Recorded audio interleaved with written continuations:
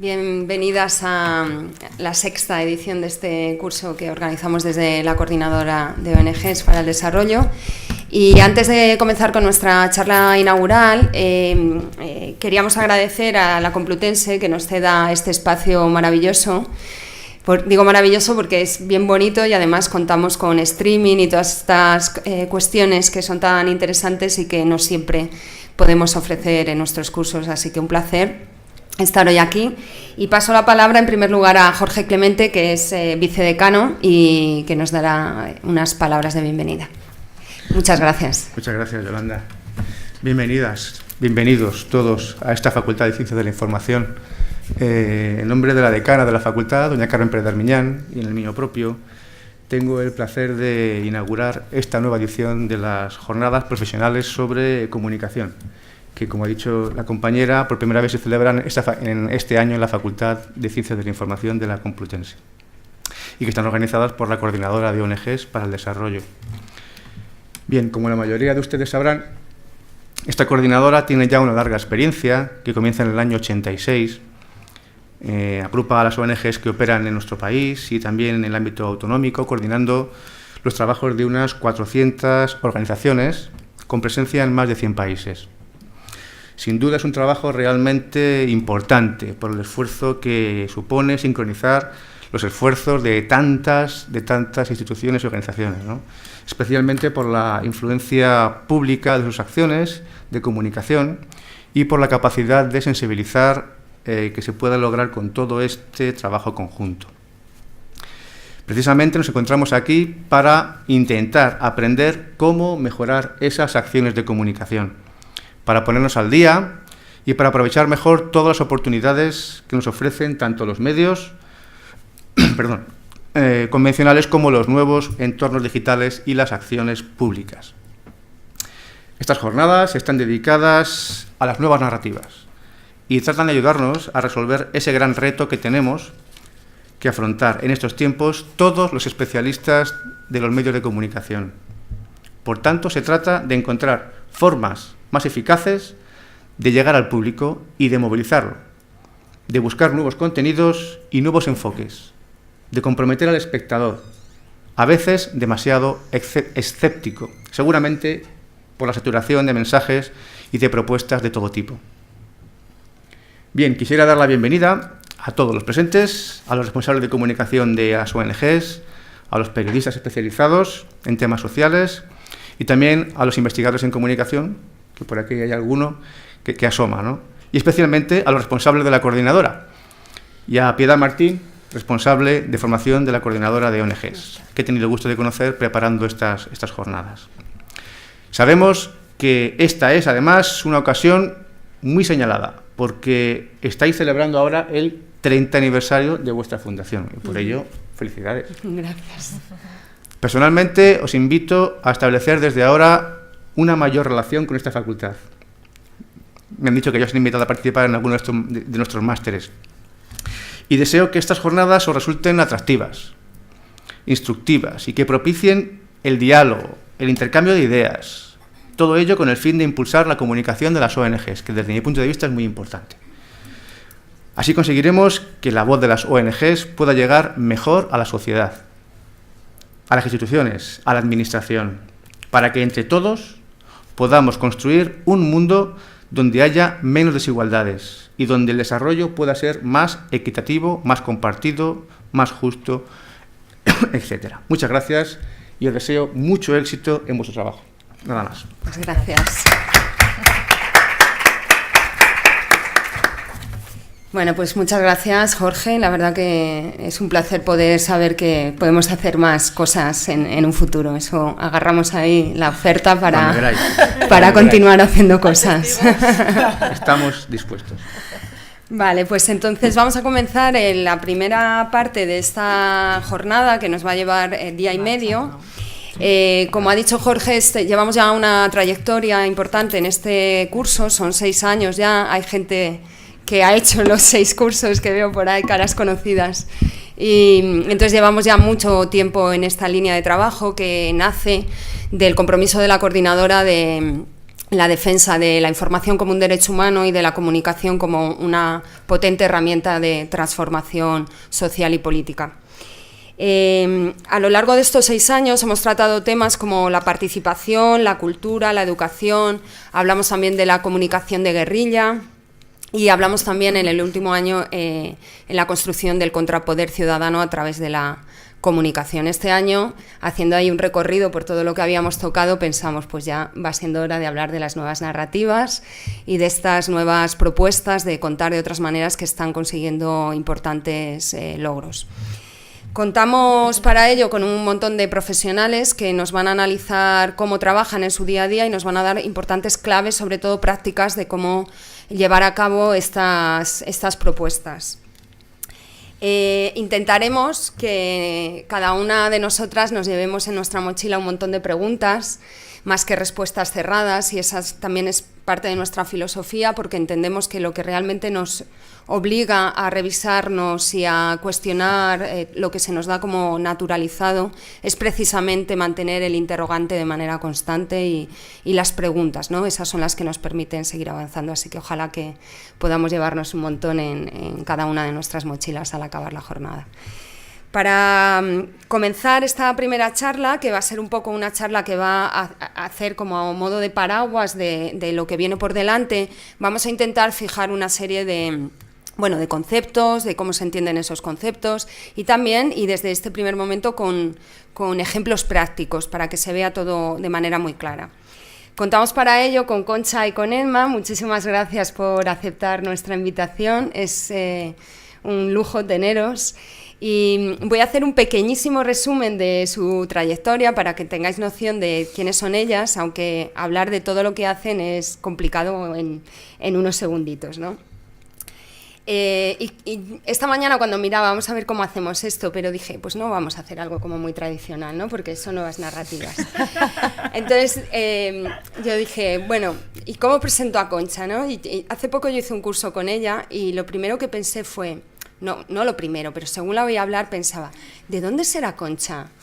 Porque tiene un acento, y lo veréis, peculiar, y yo decía, no, latinoamericana no es, pero no sé de dónde es. Luego, cuando ya ves su trayectoria, te das cuenta que ella tiene muchas idas y venidas a muchos lugares de América Latina, de España, y que yo creo que gran parte de ese deje que ella tiene al hablar proviene de esa experiencia tan amplia que tiene en el mundo del periodismo, en el mundo de la docencia, en el mundo de los gabinetes de prensa también, o sea que tiene una trayectoria muy, muy amplia en ese sentido. Desde hace 10 años trabaja en la Universidad Rey Juan Carlos y ahí intenta explicar qué es eso del periodismo y comunicación audiovisual al alumnado, ¿no? Y una de las digamos, logros que tiene Concha dentro de ese trabajo que realiza en la universidad es la creación de un grupo de una línea de investigación sobre videoactivismo. Hoy nos va a hablar bastante sobre ello y es una línea bien interesante que ya ha dado resultados con algunas investigaciones. Así que creo que va a ser bien interesante. No esperéis una profesora clásica, porque Concha no lo es, nos va a soltar el rollo. Así que nada, Concha, muchas gracias. Muchas gracias, y me da mucha vergüenza todo lo que dices, pero bueno. Bueno, no he mentido, ¿eh? No, gracias. Y bueno, Emma, pues también es complicado hacer un resumen, porque tal vez a Emma la conocéis del fantástico libro Crónicas del Estallido, que cuando yo empecé a leerlo, por ahí hay gente que hace así con la cabeza. Cuando yo comencé ese libro dije, Dios mío, ¿por qué no se ha escrito antes algo así? Porque no puedes dejar de leer y leer, ¿no? Ella nos contará ahora un poco sobre ello. Pero Emma no solo es que haya sido coautora de ese libro, que es una trayectoria por varios países de América Latina contando de otra manera los logros sociales. Emma es ilustradora y cualquiera que haya visto cualquiera de sus ilustraciones sabe perfectamente cómo rompe con las narrativas, con los conceptos establecidos y que nos imponen, ¿no?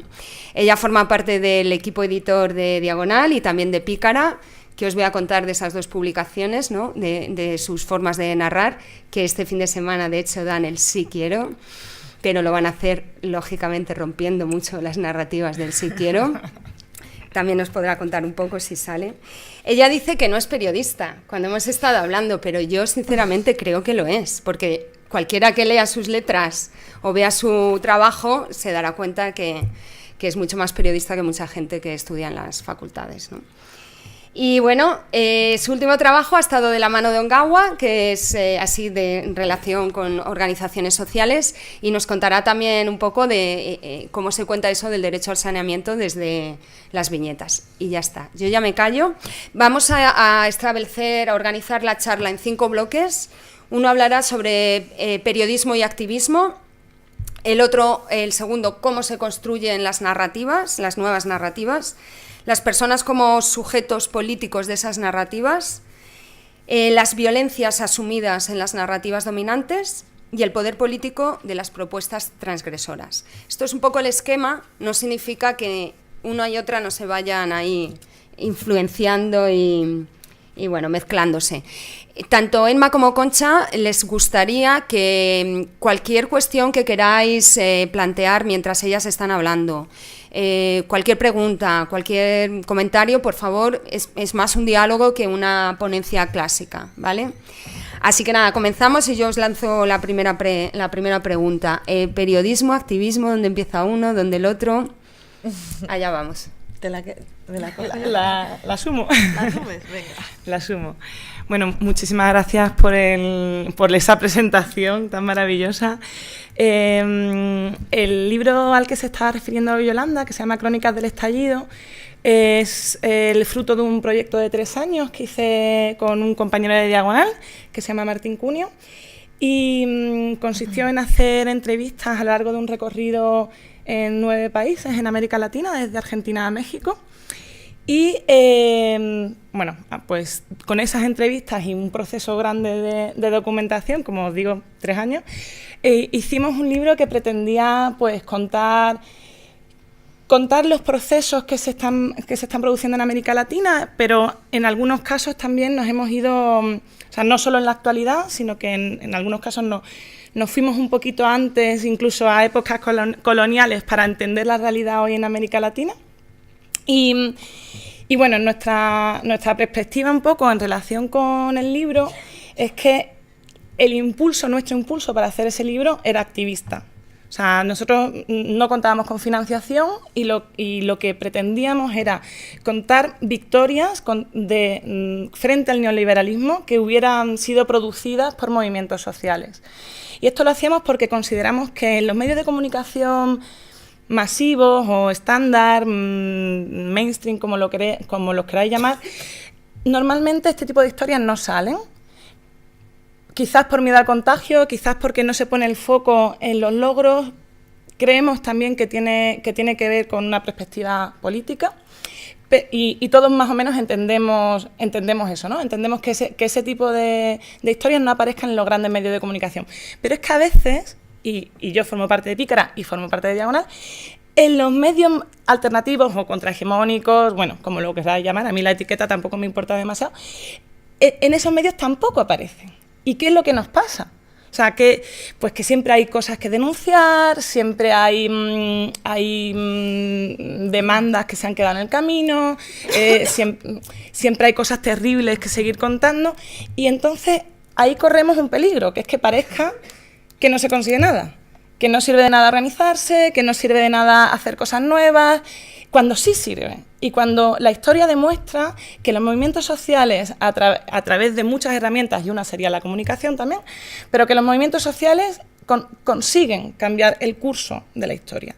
Entonces, con esa perspectiva, con el impulso activista y con la herramienta del periodismo, nosotros lo que pretendíamos era hacer incidencia, que se conocieran esas historias tanto en América Latina como en España, porque consideramos que el proceso neoliberal, el proceso de recortes, el proceso político y ahora también de expolio del territorio, se produce no solo en América Latina, sino que es un proceso global y que se puede parar y que de hecho en muchos casos, con muchos obstáculos evidentemente, las cosas no son blancas o negras, se ha conseguido. Entonces esa era nuestra perspectiva y desde nuestro punto de vista evidentemente ahí hay un vínculo entre activismo y periodismo y consideramos además que el activismo puede hacer buen periodismo, que el periodismo es una herramienta, igual que lo es el diseño gráfico, y que es útil. Y entonces nosotros lo que nos planteábamos con el libro era intentar pulir esa herramienta, hacerlo lo mejor que pudiéramos para que eso llegara, y llegara además más allá del círculo de la gente ya convencida, que es otro de nuestros problemas. Muy gordo. Es muy gordo. Bueno, pues para introducir en el tema del videoactivismo y el periodismo, yo en 2012, al final del curso académico, pues había empezado a dirigir trabajo fin de grado, porque con esto de Bolonia, que todo es casi muy rechazable lo que ha traído Bolonia a la universidad, hay una cosa que era nueva, y era que para acabar la carrera tenías que hacer un trabajo fin de grado. Entonces los profesores teníamos que tutorizar los trabajos de los estudiantes para que se pudieran graduar. Entonces yo me ofrece los temas que quiera y que los estudiantes vengan. Entonces les propuse hacer investigación sobre el videoactivismo, y el primer alumno que tuve, el primer trabajo fin de grado que tuvimos, se presentó y suspendió.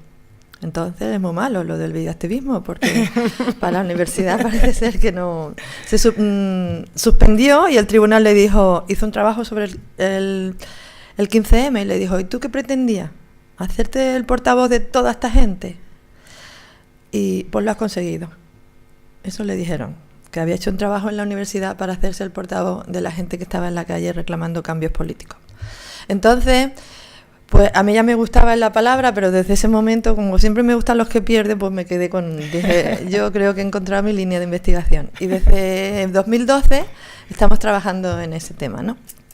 En estos 4 años yo he aprendido tanto que ojalá pudiera compartirlo con vosotras, ¿no? Porque no había pensado tanto en estas cosas, pero he llegado a una paradoja.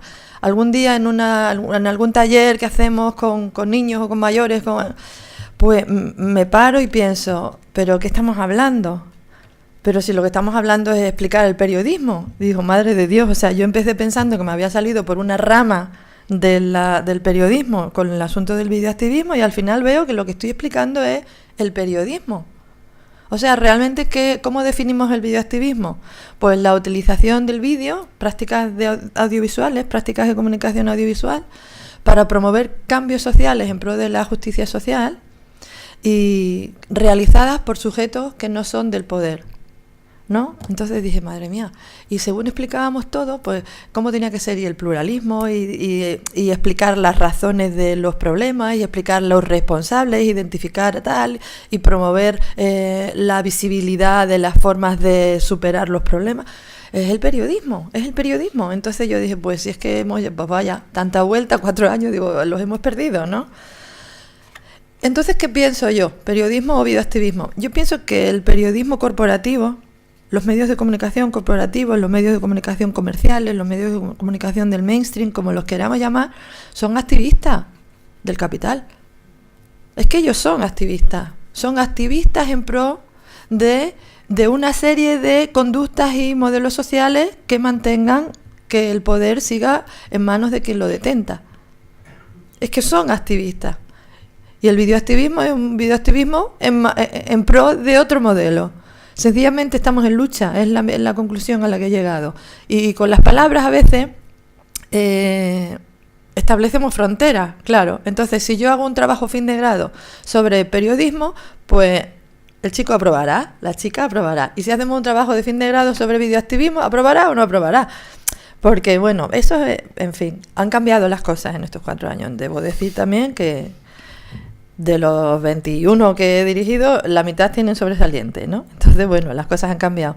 Pero mi conclusión es esa. Es que lo que no vemos a diario es el activismo, o lo que no se comparte de manera generalizada, es la visión de que lo que estamos recibiendo a través de los medios corporativos es activismo a través de determinadas posiciones políticas, ¿no? Pero al llamarlo periodismo, es natural, como los melocotones de los árboles. Y lo otro ya es lo anti, ¿no? Entonces, bueno, esa es la percepción que tengo, ¿no? Me encanta lo de los melocotones. Sí, a mí me gustan mucho. Bueno, en todo este paisaje que estáis dibujando de lo que significa el periodismo, ¿no? Que todo es político, a pesar de que, digamos, el cine político, ¿no? El cine político es cualquier cine, porque siempre presenta una opción política, ¿no? En todo ese contexto, que es como lo que se impone de una manera más dominante e incluso se establece como algo naturalizado, ¿qué papel tienen esas nuevas narrativas en ese contexto?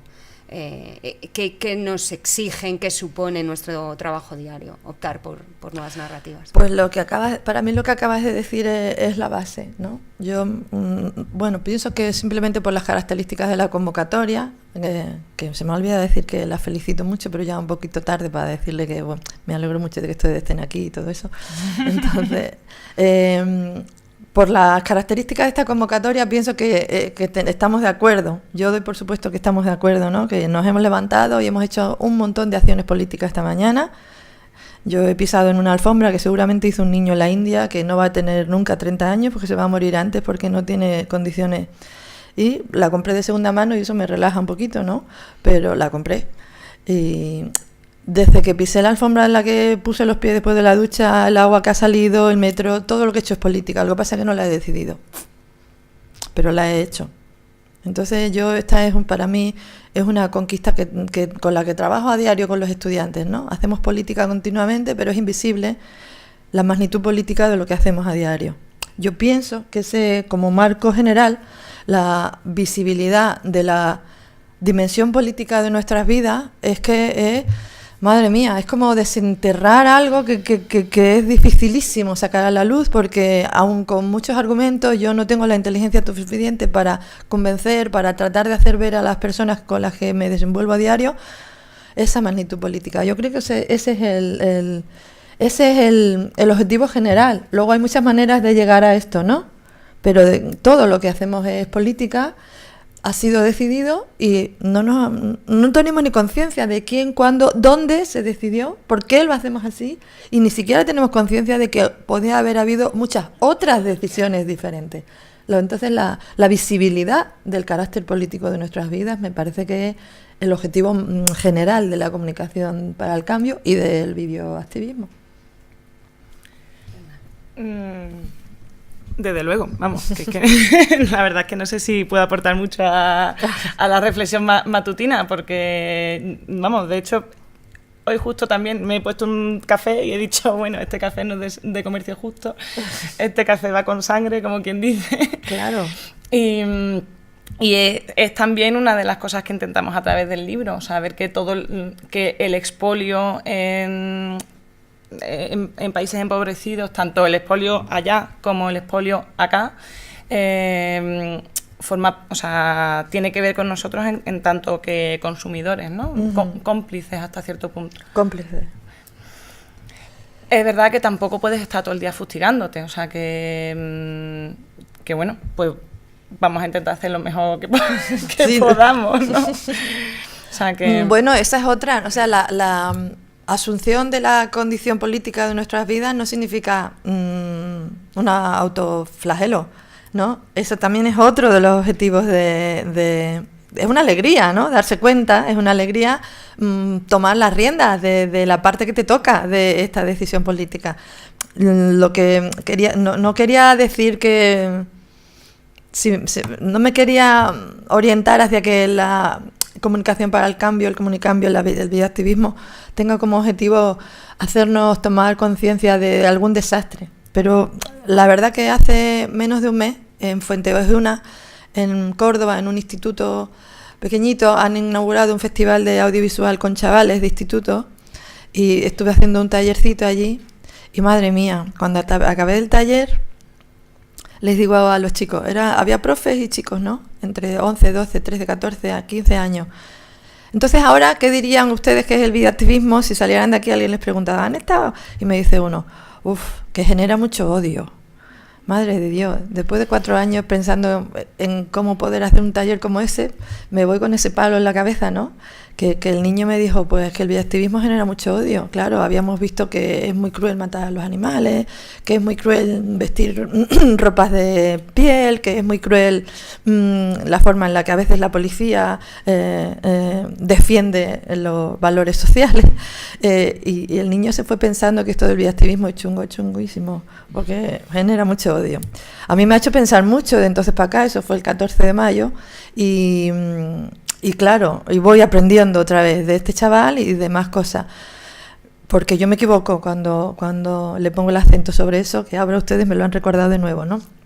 Entonces, hay otras partes, vamos a ver si a lo largo de la mañana, del día, conseguimos ver esas partes, porque yo no la siento como la predominante, la parte triste, pero bueno, la toma de conciencia, desde luego, es un poquito más inquietante, no lo diría incómoda, es un poquito más inquietante que la inconsciencia. La conciencia es una indolencia, ¿no?, que te hace estar en un estado que no está muy alterado.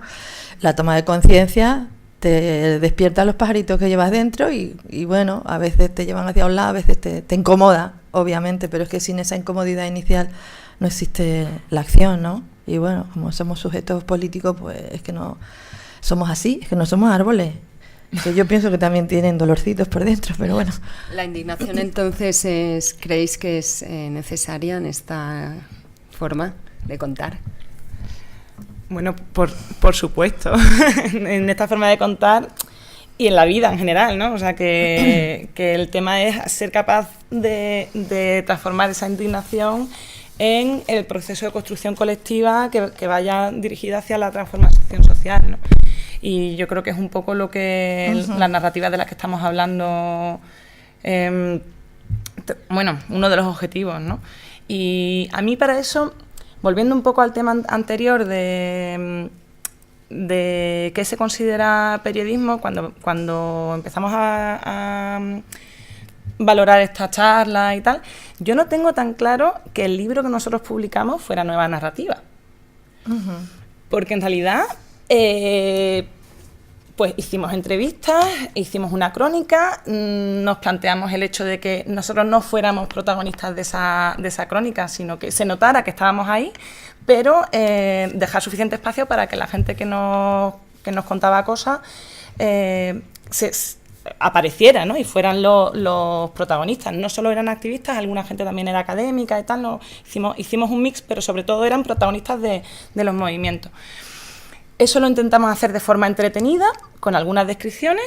Nos documentamos un montón para no meter la pata, le pasamos el texto a un montón de gente de esos movimientos para no meter la pata y pusimos un montón de diálogos. Pero yo no sé si este mix y mapitas, también pusimos mapitas y todo esto lo íbamos también, hicimos un montón de vídeos que fuimos soltando en píldoras, pero nosotros nos dedicamos a escribir, o sea que eso era como una parte pues de apoyo, ¿no? Aparte. Y realmente es que eso también se podría considerar periodismo clásico, ¿no? O sea, pregunto porque aquí yo...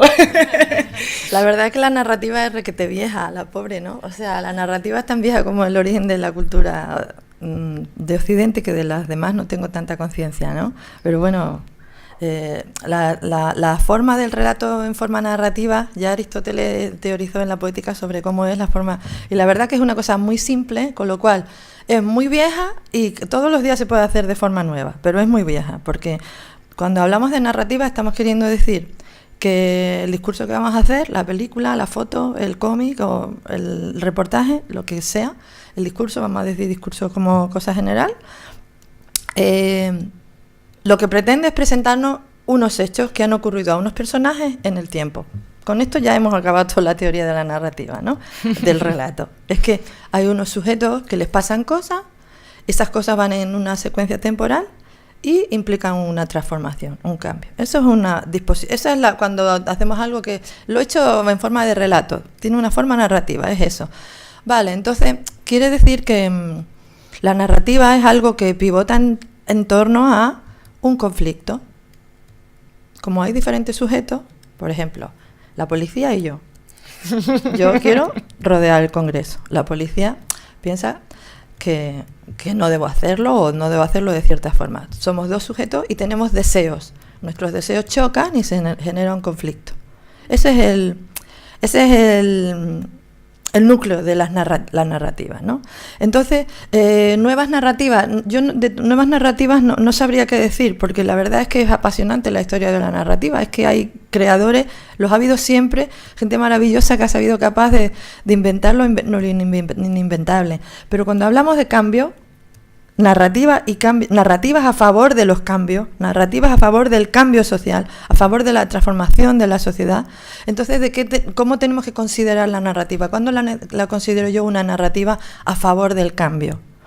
Pues hay así como algunas claves. Voy a intentar no ser muy profe, que ya me cuesta cada vez más, pero hay como unas claves, ¿no? Vamos a pensar así como un referente para hacer comparaciones de la narrativa típica de Hollywood. A veces sale gente pobre, gente de izquierda, gente que pelea, gente revolucionaria, que ha hecho revoluciones en América Latina, que como en el imaginario así es el sitio donde ocurrían las revoluciones que no llevaban a nada, según la narrativa Hollywood, que era solo la creación. Las revoluciones, según la narrativa Hollywood, solo servían para generar héroes. O sea, era el principal producto, no cambios sociales, sino héroes, ¿no? Que hacían cosas maravillosas. Bien, pues cuando la narrativa es, digamos, Hollywood, que insisto, es una simplificación muy tremenda, pero ¿qué ocurre? Pues que hay un héroe, heroína, menos veces, pero heroína o héroe, que tiene una gran idea, que tiene un gran coraje personal, que tiene una gran inspiración propia, que tiene una biografía peculiar, salpicada de cosas que le lleva a movilizar a otros y hace una cosa insigne que no transforma el sistema, ¿no? Entonces el conflicto es del héroe con fuerzas, con cosas. No, pero en la narrativa para el cambio el conflicto no es el héroe, el conflicto es el sujeto colectivo. O sea, perdón, el héroe no es una persona, el héroe es la sociedad, el héroe es el sujeto político, el héroe es un pueblo, el héroe es el sistema. Y en esa sucesión de cambios que tienen que pasar en un relato, el conflicto es el que sea, pero está vinculado a una decisión política, que ha sido de esta manera y que podía ser de otra. Y el resultado, puesto que tiene que haber una transformación, en el relato no combativo, digamos, el resultado es que se enamora, que cambia, que conquista a la otra persona, que se hace rico, que logra el éxito, ¿vale? Pero en la narrativa de combate, el resultado es que el sistema se transforma, y se transforma por la acción política de los sujetos, de los protagonistas. Eso es. Entonces, por ejemplo, los chicos me traen el año pasado, este curso que acaba de terminar, como me han visto así, ellos piensan, esta debe ser roja, entonces si le traemos esto le va a gustar, ¿no? Y me traen un cuento, ¿no? Un cuento que se llamaba Ferdinand, porque estábamos hablando de cómo trabajar con los niños, y me traen un cuento y dice, este te va a gustar. Entonces Ferdinand es un toro que es muy femenino y le gustan las flores, como es femenino le gustan las flores, y está tranquilito así, y como que sonríe mucho, ¿no? Así. Y llega el momento de que le llevan al toro pues para la corrida de toro, para torear, pero no ataca ni nada, porque como es femenino, pues no tiene que atacar. Y entonces Ferdinand es perdonado, no le matan en la plaza de toros y le devuelven al prado con flores.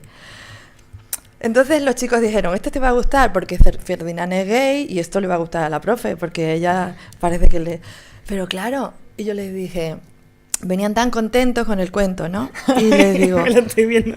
claro, Me lo estoy digo, imaginando. pero Ferdinand se salvó y otros toros. El sistema no cambió. Cambió la fortuna individual de Ferdinand, pero el sistema no cambió. Porque no hubo una acción política. Ferdinand no estaba como sujeto político, estaba como héroe personal. Lo cuestionado, el conflicto, no era el sistema, era la fortuna de Ferdinand. Entonces, con estas herramientas tan simples, ¿cuál es el conflicto? ¿Quiénes son los sujetos? ¿Qué transformación se produce? Y la solución. Porque sobre todo la solución. La solución es la madre de todas las cosas. Ferdinand tuvo suerte. Y en otros casos aparece una hada madrina. Aparece una cosa de magia, la fortuna, le toca la lotería, acierta, toca el botón, toca la clave. La solución es por magia, no por cambio político.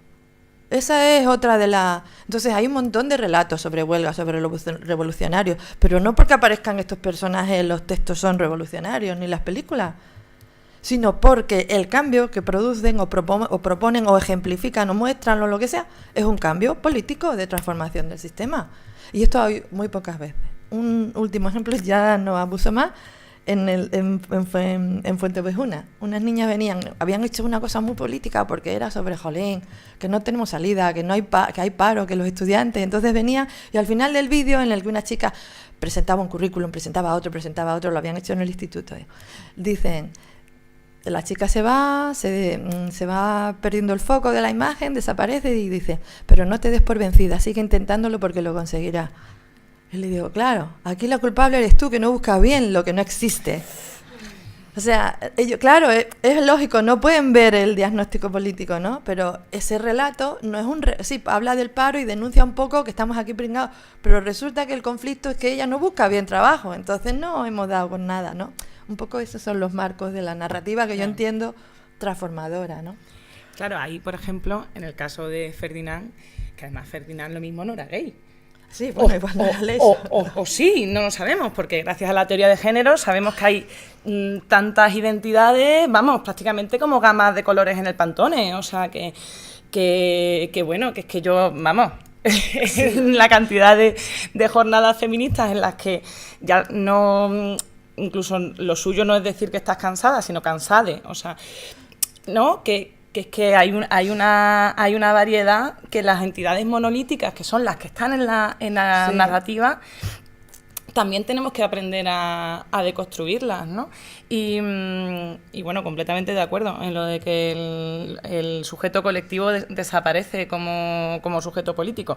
Y de hecho nos desaparece no solo en la narrativa hollywoodiense o tal, sino que es que nos desaparece también en la narrativa de movimientos sociales o de activismo o de una perspectiva, digamos, yo creo que bastante europeicista, sobre los procesos que ocurren en otros países. Es decir, la gente, y aquí me estoy adelantando un poco, pero uno de los temas que nos encontramos en el libro era que no era muy de plato de buen gusto para un montón de gente, porque en el libro que publicamos, Evo no era el héroe, o sea, Evo era un poco el resultado, formaba parte, Evo Morales, presidente de Bolivia, formaba parte de un proceso muy largo, de muy largo recorrido, y bueno, y es uno de los protagonistas, ¿no? Pero a nosotros nos resultaba muy difícil intentar trasladar pues que sí, que hay gente más conocida, que además son casi todos tíos, que desde aquí pues bueno, pues ha tenido mucho éxito en medios de comunicación y tal, pero que son procesos y son sujetos que son comunidad, que son pueblo, que son movimientos, que son coordinadoras, que son de hecho coordinadoras a veces continentales, porque el movimiento indígena tiene vínculos desde México y, si me apuras un poquito más, desde Canadá hasta Esquel o Neuquén en Argentina, ¿no?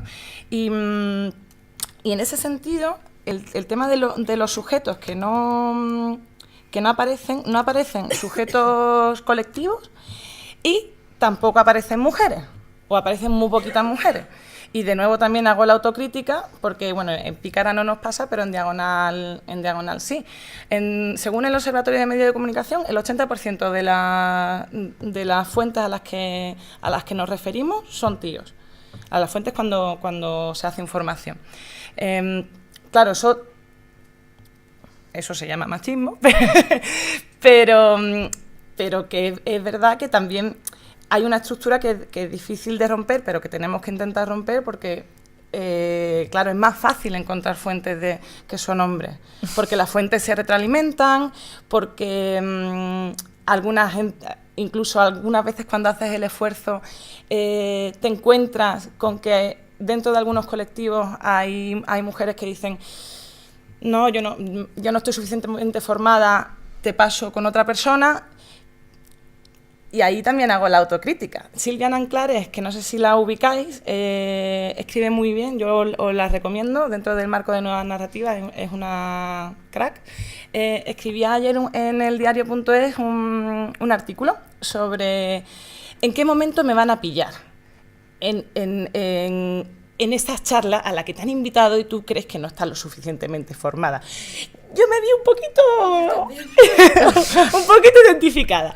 Y de repente empieza a hacer toda la descripción de esas niñas que están en el colegio, con las que yo también me sentí identificada, que están en primera fila, que están tomando notas, que luego en casa están ilusionadas con lo que están estudiando.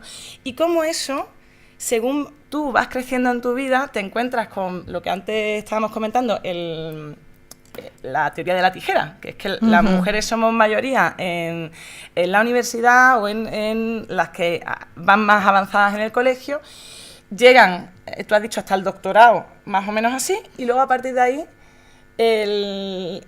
todos los puestos de poder, de importancia son más bien masculinos, ¿no? No sé si el dato era que el 17% que hay un 17% solo de catedráticas de universidad. Sí, y rectoras a veces es el 11%, depende, no, pero los cargos que son políticos, porque ya ahí ya consigues mérito por política, porque te votan, no por tus méritos de esfuerzo. Claro, no entonces, es algo, yo digo que el machismo es un poco como la humedad, que es que se te cuela por dentro, se nos cuela a todo el mundo, se me cuela a mí, y quien diga que está libre de machismo, de verdad, es que yo no me lo creo. O sea, que puedes estar más libre de machismo, pero es imposible quitártelo de encima. Y eso nos ocurre también en las narrativas, es decir, lo que estamos acostumbrados a ver es que el protagonista es masculino. Si la protagonista es femenina, su amigo o amiga que está al lado, con el que comparte tribulaciones, suele ser un tío en el que se apoya y tal. No sé si habéis visto Zootopia. Bueno, es que aquí no sé cómo lo han traducido. Bueno, sería un ejemplo, ¿no? Entonces, el ir cambiando también ese sujeto y el hacer un esfuerzo de integrar los colectivos, porque además, claro, a menudo son colectivos de mujeres, ya entonces ya ha desaparecido completamente del mapa. Irlo integrando en nuestros relatos, en nuestra producción, creo que también es esencial. A menudo no es fácil, o sea, hay que hacer un esfuerzo porque se nos ha colado todo el machismo por dentro, ¿no?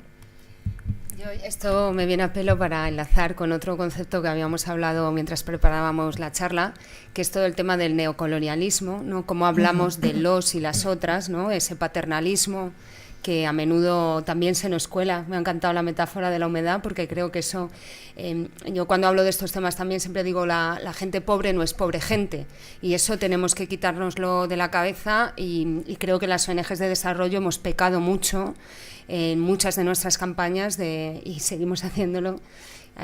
No voy a mencionar, pero hay muchas que las ves en campañas en la calle, que pecan precisamente de una imagen y un mensaje en el que un niño negrito necesita de la ayuda de una persona blanca, ¿no? Entonces, ¿cómo se combaten también ese tipo de narrativas neocoloniales, racistas en algunos casos, ¿no?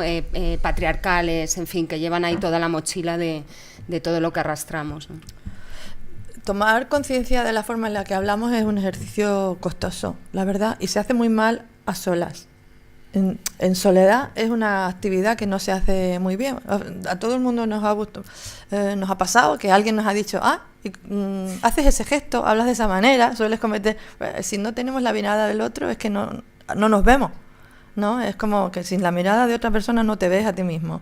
Entonces, yo creo que tomar conciencia es costoso. A veces puede ayudar la universidad, que es el espacio donde hay unas personas, eso es la universidad para mí, a la que le pagan por tener tiempo para dedicarse a mirar cómo hablamos, o cómo nos medicamos, o cómo lo que sea. Eso debería ser la universidad. A ti te pagamos para que no estés todo el rato conduciendo el metro, o para que no tengas que limpiar el baño en tu horario de trabajo, en tu casa sí, o para que no tengas que... Vale, te liberamos un tiempo, te damos un sueldo para que te pares, y lo que no podemos hacer el resto de personas que estamos en el sistema productivo, ojalá todo, pues a ti te toca pararte a pensar cómo nos medicamos, cómo hacemos el periodismo, analizarlo, ¿no? Bueno, yo creo que es muy importante desde la sociedad civil y desde la universidad abrir espacios en los que todo el mundo tenga tiempo de dedicarse un rato a tomar conciencia de cómo hablamos, porque es que es el origen del cambio, el darte cuenta de que utilizas palabras que generan una forma de comprender las cosas que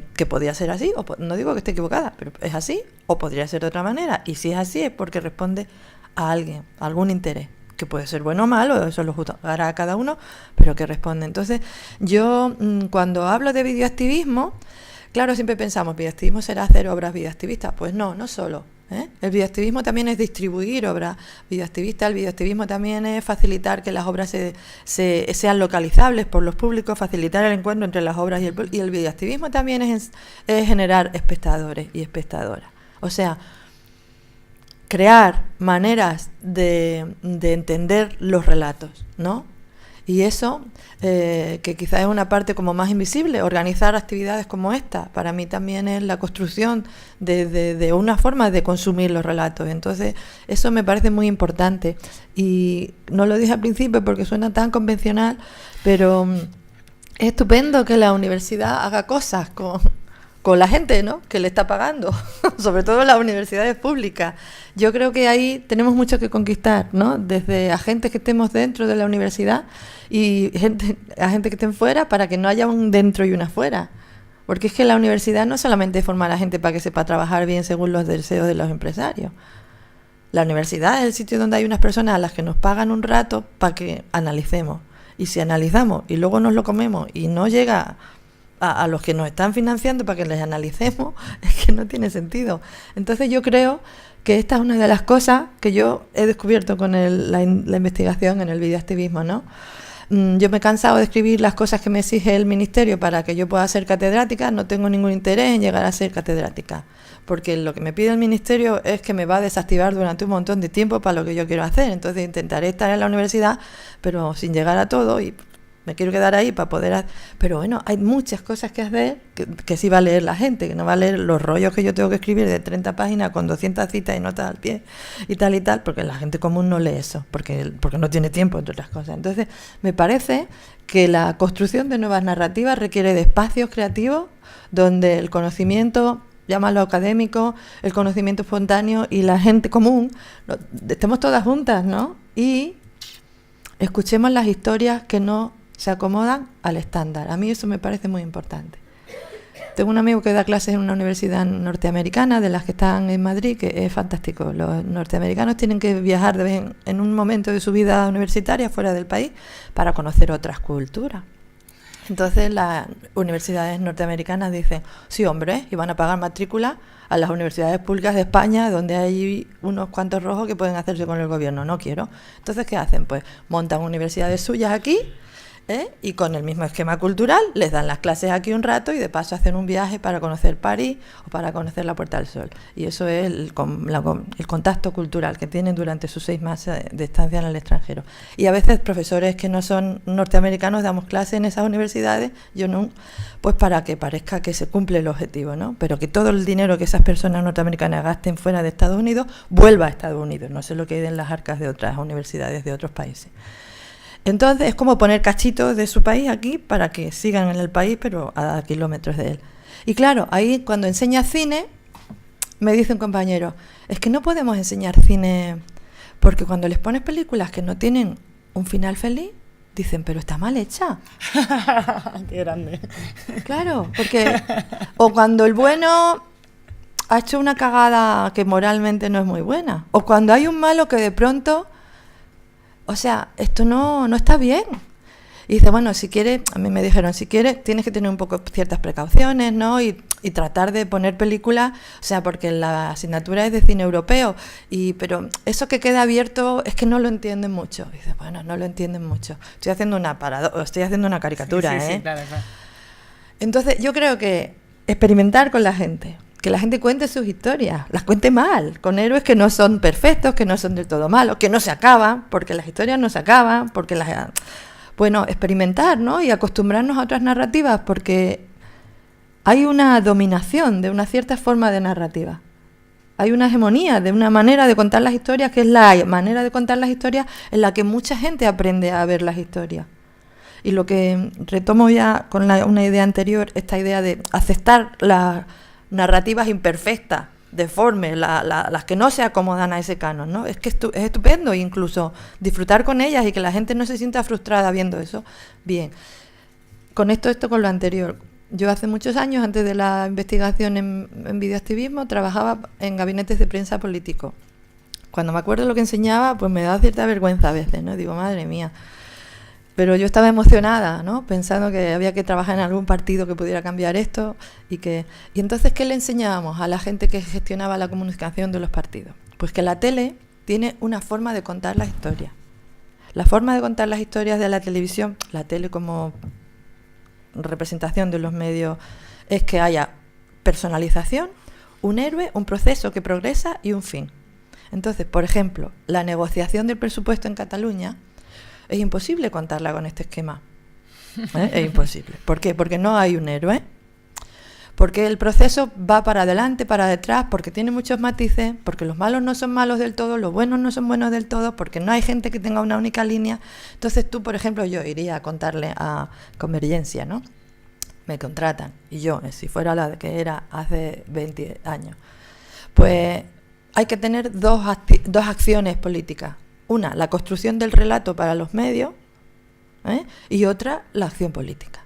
La acción política la hacen unos, pues porque esto tienes que estar en los pasillos con los de la CUP, hablas en conversaciones privadas, fragmentarias, el proceso va hacia adelante, luego va hacia atrás, no hay un héroe, somos 200 personas haciendo negociaciones en pasillo, alguno se va un día a Madrid, o sea, así es la vida política, así de compleja. Pero los medios solo van a poder contar una historia lineal, con un conflicto, un héroe, unos sujetos que se enfrentan y una resolución. Todo lo que no sea eso no entra en el relato mediático. Entonces tienes que, como organización política, hacer dos cosas: actividad política y relato mediático. En este esquema, ¿qué pasa? Pues que la gente es tonta. A la gente tenemos que contarle otra vez Hollywood porque la política no la puede entender. La política verdadera. O sea, ¿cómo le vamos a contar? Y es verdad que fracasan cuando los medios tratan de decir, pues no lo tengo claro, lo estamos viendo. No. Pero entonces, ¿ustedes qué defienden en esto? Ese es el problema que tiene la actividad política real para entrar a ser contada por los medios. Entonces, ¿qué hacen? Pues desarrollan dos líneas. Hay un pueblo que tiene un terremoto o unas inundaciones, hay que estar allí, no tenemos nada que hacer, no vamos a hacer políticamente nada, pero hay que estar porque tenemos que alimentar el relato de los medios. Esa es la falsificación que hemos provocado, aceptando que solamente acostumbrándonos todos a entender que solamente hay una forma de relato. Y como solamente hay esa forma de relato, la política tiene que encajar en esa forma de relato. Como no encaja, porque la política es una cosa confusa, colectiva, pues tenemos que contarla en forma de cuentito para gente que solamente entiende esa forma de relato. Entonces yo creo que es muy importante que desarrollemos, las personas pues podemos entender otros relatos y toda la actividad de la sociedad civil para acostumbrarnos a entender los relatos de esa forma imperfecta me parece que es maravilloso. Y además es mucho más rico, vamos, que no se puede entender la realidad realmente con un relato blanco y negro sin matices, sería, vamos. Lo que pasa es que es verdad que los tiempos con los que vamos a menudo consumiendo información son los de un tuit, ¿no? Y lees el titular y hay poco tiempo para un análisis un poco más sosegado, ¿no? Hay poco tiempo. En general. Por eso... Hay una cuestión que comentabas tú antes, Emma, antes cuando preparábamos todo esto.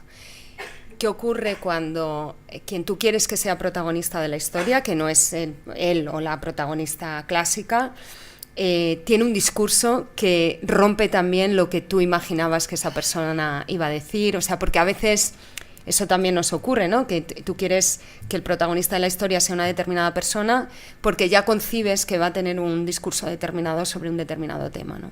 Y cuando llegas a hablar con esa persona, el discurso... Yo creo que ahí vosotros sí tenéis bastante experiencia en ese recorrido que hicisteis. Tenemos 1000 de esas, vamos.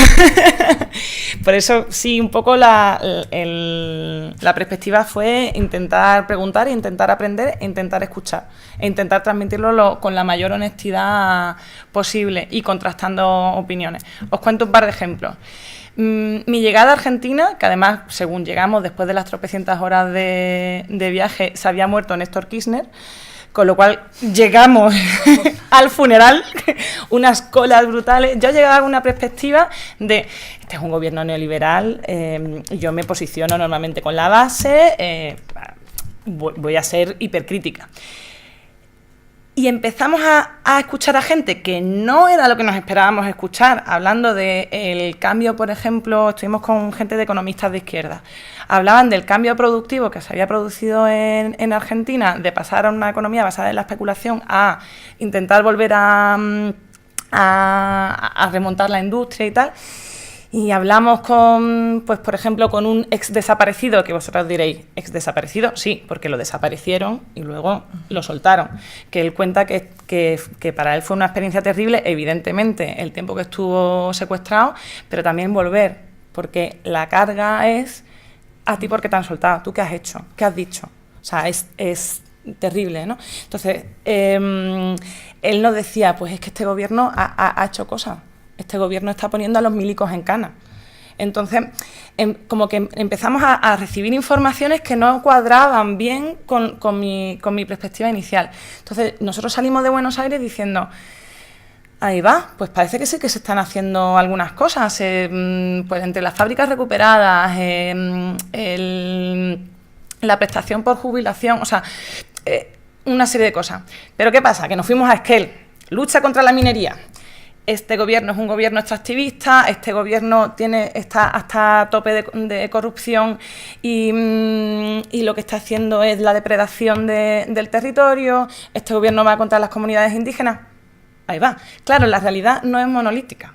Y eso mismo que nos pasó también al hablar con experiencias de colectivos de mujeres. Yo venía con una perspectiva feminista, occidental, blanca, colonialista, y de repente me encuentro con que aquí la mayor parte de movimientos o colectivos que yo conozco feministas, que bueno, que no los conozco todos, no soy experta, son solo de mujeres o son no mixtos, o sea, mujeres trans, queer, ¿verdad?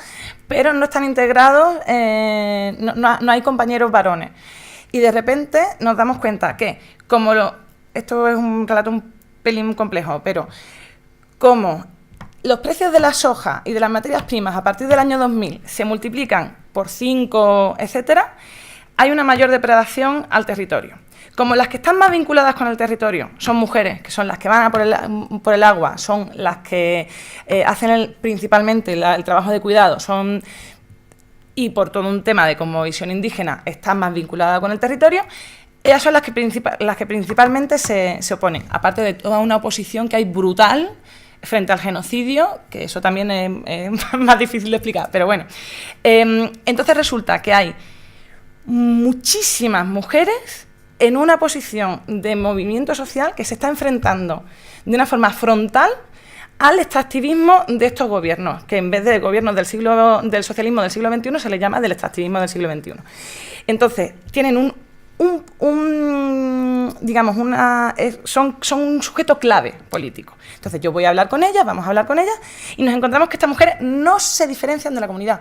Están en gran parte también, porque hay el concepto de comunidad indígena, están integradas, o sea, toda su labor está integrada dentro de la comunidad, mano a mano con sus compañeros varones.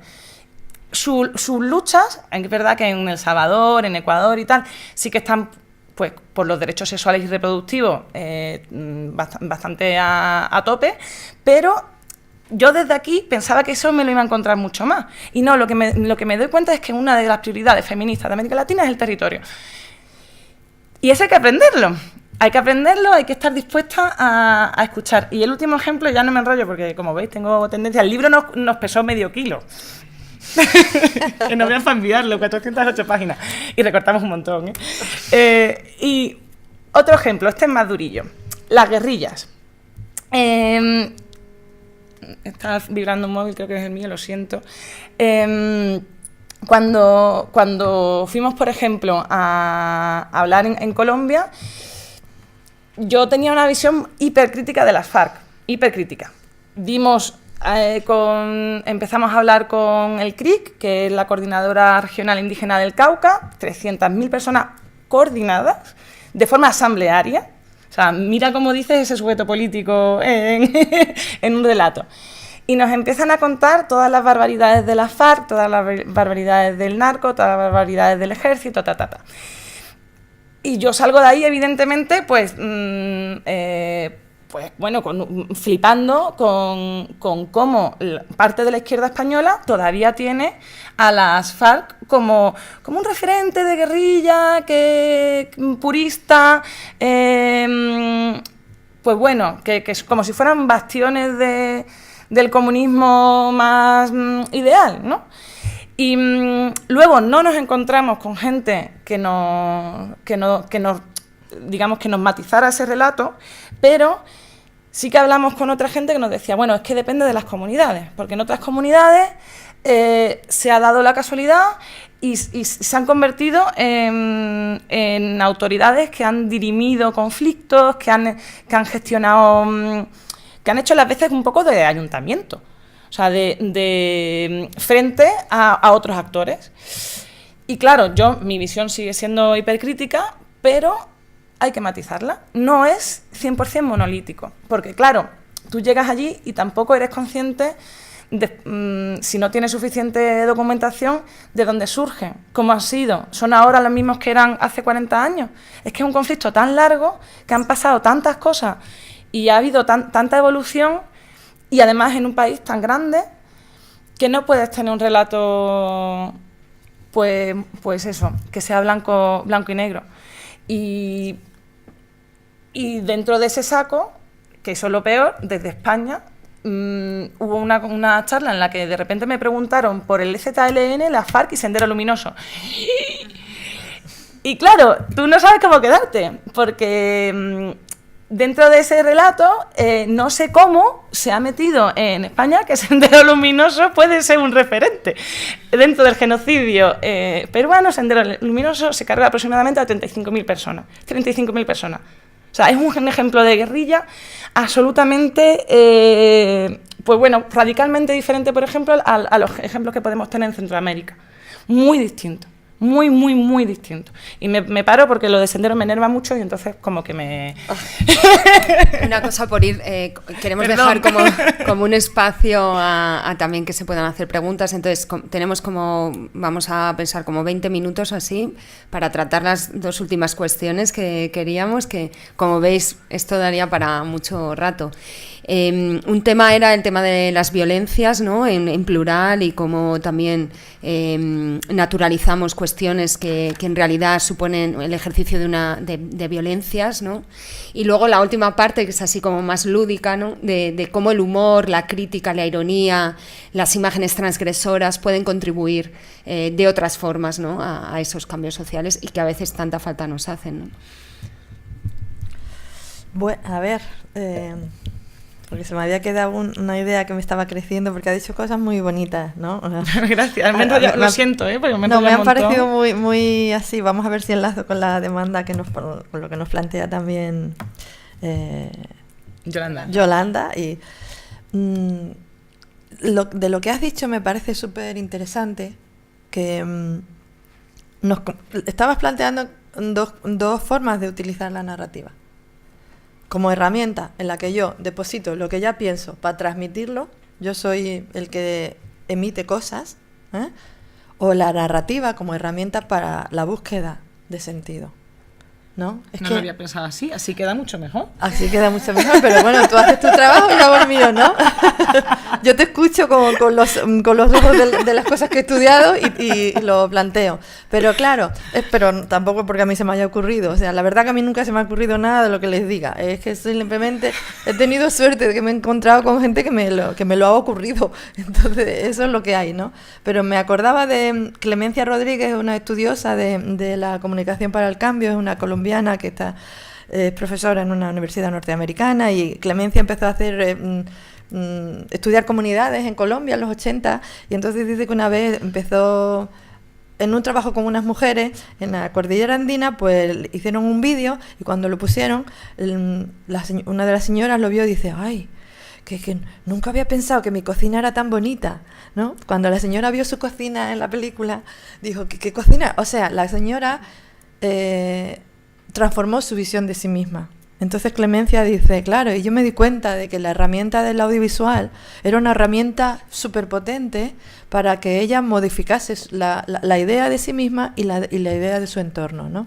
Esto se ha hecho en muchos otros proyectos, hay proyectos así muy clásicos, muy conocidos, Proyecto Fuego fue otro proyecto inicial en Estados Unidos, hay proyectos en Canadá, bueno, del uso del vídeo para que la gente modifique con la producción de una película la idea que tiene de sí misma y de su entorno, a raíz de los cuales después se inician procesos políticos, ¿no? Las comunidades se articulan, identifican sus problemas, se consideran, se descubren iguales a otros, en fin, se construyen como sujetos políticos. Y este es una de las cosas que quería plantear como, porque el vídeo, el audiovisual, el discurso, el relato, no es una herramienta para te voy a contar lo que ya sé, es una herramienta con la cual vamos a buscar, con la cual vamos a construir. O sea, en sí misma la producción del audiovisual, del relato, de la narrativa, es una acción de búsqueda y es una acción de construcción, ¿no? Política. O sea, ya no somos las personas frente a los relatos como consumidores. Somos personas con los relatos, haciendo los relatos, compartiendo los relatos, remodificando los relatos, porque además en este tipo de actividades los relatos nunca tienen una forma definitiva, siempre son la versión. Luego hay otra, y luego mañana la revisamos y hacemos otro, o con esto yo cojo parte y tú haces otra. O sea, el relato es una cosa ya con una verdad cerrada, que alguien emite a otro. Esto no. Las nuevas narrativas y las narrativas para el cambio, el relato es una herramienta con la que nos hacemos sociedad y con la que nos convertimos en sujetos con capacidad de intervenir, ¿no? Entonces, en ese sentido, la violencia, yo no conozco mucho sobre, no he reflexionado, no he estudiado sobre las formas en las que la violencia está representada, sino tengo más conciencia de la violencia simbólica, ¿no? La violencia que nos dice que los palestinos mueren y los soldados israelíes son asesinados. ¿Cómo? Unos mueren en la lucha, hay enfrentamientos y el resultado han sido 8 palestinos que han muerto, ellos se murieron, ¿no? Y también la misma han sido asesinados 3 soldados israelíes. Hombre, pues esto es la violencia para mí, ¿no? La imposición de el ocultamiento de un hecho con palabras que parece que lo visibilizan. A mí esto me parece una perversión absoluta. Una perversión absoluta. Entonces, volvemos. Yo creo que nos hace falta tiempo, lo habéis dicho. Es que no hay tiempo. Entonces, el combate de la violencia simbólica a través de los medios de comunicación solo tiene la solución de la toma de conciencia y de cambiar, y esto pues requiere tiempo de pensarlo. Entonces, ahí vuelvo a mi planteamiento de antes, ¿no? Tenemos que encontrarnos más veces la gente que estamos pagadas para tener tiempo con los que no están pagados para tener tiempo y con los que, o sea, yo creo que es que tenemos una carencia de diálogo muy grande, ¿no? Muy grande, en el que por todas las partes tienen la misma cantidad de verdad importante que aportar, me parece a mí, es lo que yo veo. La misma cantidad de conocimiento, ¿no? O sea, yo creo que obviamente no es que esté yo echando tierra sobre ¿cómo se dice?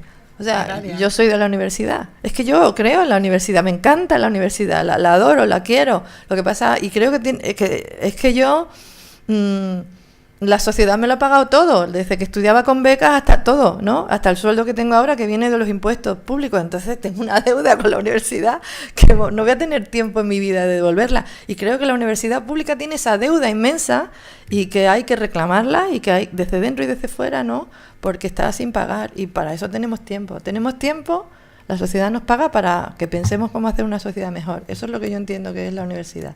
Y hay que abrirle la puerta desde los dos lados, porque si yo abro la puerta y no viene nadie, ¿no? Entonces tenemos que ser creativos, buscar espacios, buscar encuentros, pero plurales, ni siquiera solamente la sociedad organizada y los no organizados. O sea, tenemos que abrir la puerta porque es que hay muchas cosas que no nos hemos dicho todavía. Paro porque ya son pura metáfora, que puede ser muy bonita, pero no tiene... sobre la violencia. Pues, bueno, lo que pasa es que como ya lo hemos empezado a comentar antes, preparando la charla hablábamos de las ausencias, ¿no? En este caso, desde la óptica de Pícara, el sombrero o la gafa, mejor dicho, feminista, la ausencia de protagonistas mujeres, la ausencia de relatos que hablen de otras formas de hacer las cosas y tal. Esa ausencia se podía interpretar también como violencia, en tanto que construye una sociedad pues en la que la cultura de la violación pues está absolutamente arraigada, ¿no? Hoy veía un meme que decía que la violación no es cuestión de sexo, es cuestión de violencia. Si te dan con una pala, no puedes decir que esa persona está haciendo jardinería. Pues un poco con lo que consumimos prácticamente a diario, sexualiza la violación, erotiza la violación, ¿no? Eso se nos cuelan ese tipo de imaginario. Y como antes me enrolla un poco con eso, no me quiero extender mucho más, pero quizás enseñaros un ejemplo de cómo nuestra mirada... A ver, no. Espérate. Y tenemos abajo... Vale. De cómo se nos cuela en nuestra mirada pues la violencia también, ¿no? Y el concepto que tenemos. Esto es un... Bueno, a este ejemplo vamos después si queremos. ¿Cómo para que...? Bueno, os lo enseño por partes. Esta es la Caperucita con Katana, que es una de las ilustraciones que utilizamos más en Pícara y que, bueno, venía a cuento de un artículo sobre violencia, ¿no? La Caperucita con Katana, pues se han hecho un montón de bolsas, se han hecho chapas y demás. Y más o menos a la gente, pues como que le cuadra. Y esta es una portadilla que aparece en la segunda edición, que eran todo como mujeres animales y, bueno, un rollo un poco surrealista. Como siempre salimos antes de verano, hacía un calor brutal y ya las ideas fueron evolucionando de forma muy variopinta. De esto también hicimos bolsas y estas se vendieron muchísimo menos. Os puede gustar más una imagen estéticamente que otra, puede tener mejor técnica una que otra, bueno. Pero el caso es que nos dijeron en una presentación que esta imagen les resultaba demasiado violenta. Tenemos a una mujer o un monstruosa tipo tigresa en una posición de fortaleza, ¿no? Con los brazos en jarra.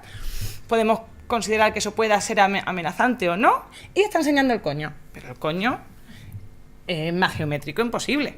Por cierto, si os interesa todo el imaginario sobre el coño y tal, os recomiendo un cómic de Ana Belén Rivero, que trabaja el tema y es súper divertido y con... Eso es otra narrativa, pero vamos, clarísimamente. El caso es que, bueno, nos quedamos con la reflexión de que esto resulta violento. Y volvemos a la Caperucita con Katana. ¡Con katana! O sea, que lleva un arma blanca, que es más grande que ella. Pero esta imagen no resulta tierna. ¿Por qué? Bueno, forma parte de nuestro imaginario, lo mismo no le estamos viendo el coño, no le estamos viendo la cara, está yendo hacia otro lado. Y esta se vende bien, y la otra no. Entonces, bueno, para que seamos conscientes un poco de qué consideramos violento y qué no consideramos violento. Os enseño este ejemplo para hablar también de la óptica occidental. Uy, lo que pasa es que yo debería...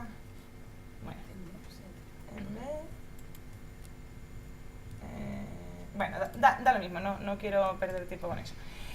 Esta es la portada de... Bueno, hubo varias versiones. Esta es la portada de la primera edición del anuario de Pícara. Hay distintas mujeres pasándoselo bien en colectivo. Desde Pícara consideramos que lo de pasárnoslo bien es algo muy subversivo y que se acaba notando en la lectura. Y entonces, bueno, pues yo dije, bueno, pues unas mujeres que están cabalgando un dragón, pasándoselo bien, de fiesta y tal. Tenía un poquito más de reflexión, pero me la guardo. O sea, por ahorrar tiempo. El caso es que el colectivo editor, yo aquí todavía no formaba parte del colectivo editor, se reúne y dice, ¡ay, es que son todas muy blancas! Bueno, de hecho, pinté esa porque me lo pidieron.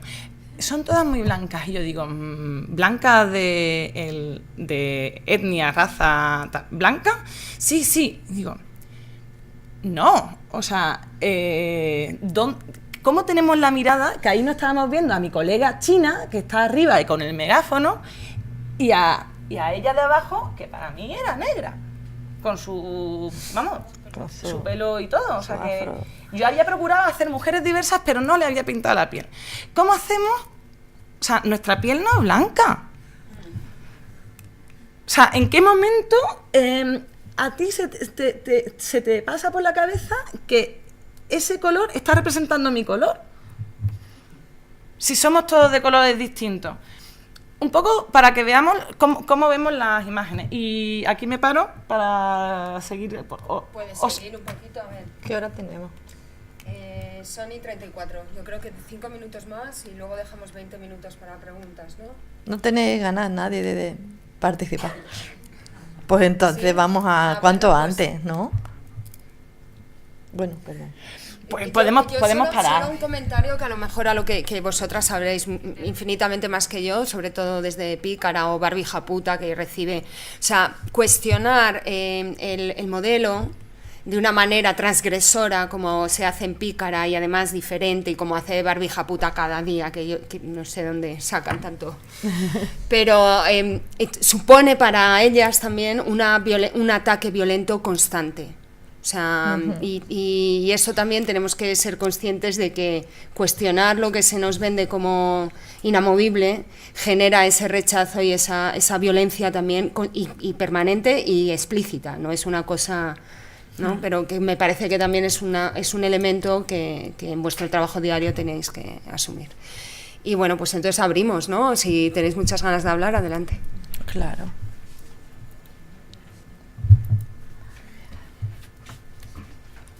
Sí, dale. Yo creo que nos escuchamos. Si alguien quiere hablar... Han ido por el micrófono. O lo repetimos. En tanto que llega, si os apetece ver algo muy violento que retiraron de YouTube, porque era tremendamente violento, pero lo tenéis en Vimeo, buscar Animaladas 2 de Jaime Alecos y La Ruina.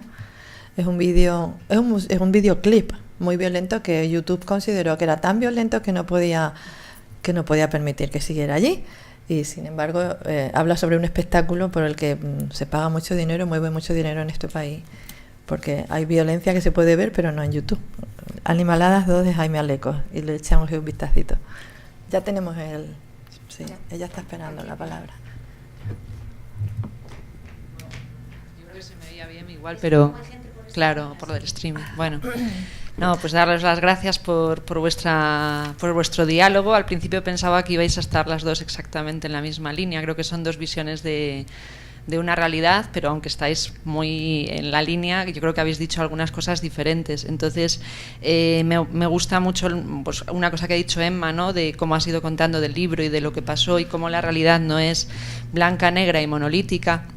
Y luego me ha parecido que esto pues me da pie para plantear un poco lo que pienso, que a veces me parece como que el debate en el que ya llevamos varios años de medios tradicionales y del capital y medios alternativos y que a ver cómo viven y cómo sobreviven, pues me lleva un poco también a las divisiones que a veces vemos en cuanto a líneas de comunicación en las ONGs. Y por aclararlo un poco, a veces también hacemos dentro de lo que es la sociedad esas divisiones. A mí me gustaría que creáramos puentes, que hubiera ese diálogo, que aunque como la realidad no es monolítica y va de matices, a veces tendemos a poner etiquetas a tipo de ONG por el trabajo que sea. Y cuando estaba escuchando a Concepción el tema del vídeo, que pues nosotros, por ejemplo, en Manos Unidas llevamos 7 años haciendo el Festival de Climetrajes, que bueno, se conoce mucho, pero nosotros creo que somos bastante transgresores, que somos muy combativos y que sin embargo al venir de una ONG, entre comillas, ¿me entendéis?, amable, aunque seamos cañeros, pero tenemos un poco etiqueta de amable, pues no se considera tanto videoactivismo cuando en el Festival de Clipmetrajes, que son vídeos de 1 minuto, pues hay cosas muy potentes. Hay otras cosas más iba a decir cutres, o iba a decir suaves, o iba a decir amerengadas, pero hay cosas muy, muy buenas, ¿no? Hay cosas muy buenas. Entonces me preocupa que dentro del propio mundo en el que estamos, de querer cambiar las cosas, la realidad, de conocer más lo internacional, me ha parecido muy interesante lo que decías, Emma, de cómo tus propias concepciones y perspectivas iban cambiando. Pues a mí me parece que un poco en este sector, pues me gusta también escuchar a María Concepción, como antes decía unas cosas y ahora dice otras, y yo me imagino que a mí me escucho a mí misma dentro de unos años y diré otras cosas, y el primer cambio tiene que estar en nosotros. Y a mí me parece que desde ese cambio que seamos constructivos y que no hagamos demasiados muros, porque ya bastantes muros hay en el mundo. ¿Vale? Muchas gracias. Amén. Hola, buenos días. Bueno, aprovecho para presentarme. Yo vengo de Oxfam Intermón, mi nombre es Laura y estudié en la Rey Juan Carlos, así que es un placer tener a una profesora. Lo que pasa es que yo estudié en Vicálvaro y supongo... Soy de Vicálvaro. Sí, de Vicálvaro. Bueno, pues no hemos coincidido. No hemos coincidido. Y bueno, mi reflexión iba un poco también por el tema de la universidad. Yo quería, la pregunta concreta es si creéis que se sigue formando periodistas para medios que realmente ya están o sea, un modelo que ya está tocado, ¿no? Ya está en extinción. Ahora hay muchos medios de los llamados alternativos, que realmente no sé cómo de alternativos son medios que creo que están usando las nuevas plataformas que existen. Y lanzo esta pregunta porque, bueno, el otro día fui a clase de mi hermana pequeña, al bachillerato, a explicarles cómo era la carrera de periodismo, ¿no? Porque había gente que quería estudiar periodismo. Y bueno, yo lo que les planteé realmente, para mí, ahora mismo estudiar periodismo es como una especie de trámite, ¿no? O sea, es una titulación que te va a permitir acceder a unas profesiones, pero estaba hablando con alumnos y con alumnas, con chicos jóvenes que manejan las nuevas tecnologías mucho mejor que la gente que trabaja en las redacciones, ¿no? Gente que hacen videoclips en su tiempo libre, que manejan Snapchat. Entonces, bueno, quería saber de vuestra opinión, ¿no?, sobre el panorama educativo en la universidad y si realmente creéis que va a cambiar, que está evolucionando o seguimos anclados en un modelo pues muy antiguo. Y me sorprende un montón lo que has contado, ¿no?, del ciberactivismo, que ni siquiera los profesores de la universidad que están en un tribunal sean capaces de considerarlo periodismo, ¿no? Sigue estando esta figura del gatekeeper, de yo determino lo que es periodismo y lo que no es y lo que tiene que salir. Entonces, bueno, quería saber vuestra opinión. Como ha dicho la compañera, los cambios solamente se consiguen, los cambios sociales, con agregación de cambios individuales. Entonces, la universidad es un mastodonte lleno de individuos que cambian muy lentamente, como muchos otros individuos que no están en la universidad. Si hablamos, o sea, mi visión de la universidad es totalmente crítica. Yo es que creo que aunque se cayera entera y la empezáramos a hacer, no perderíamos gran cosa.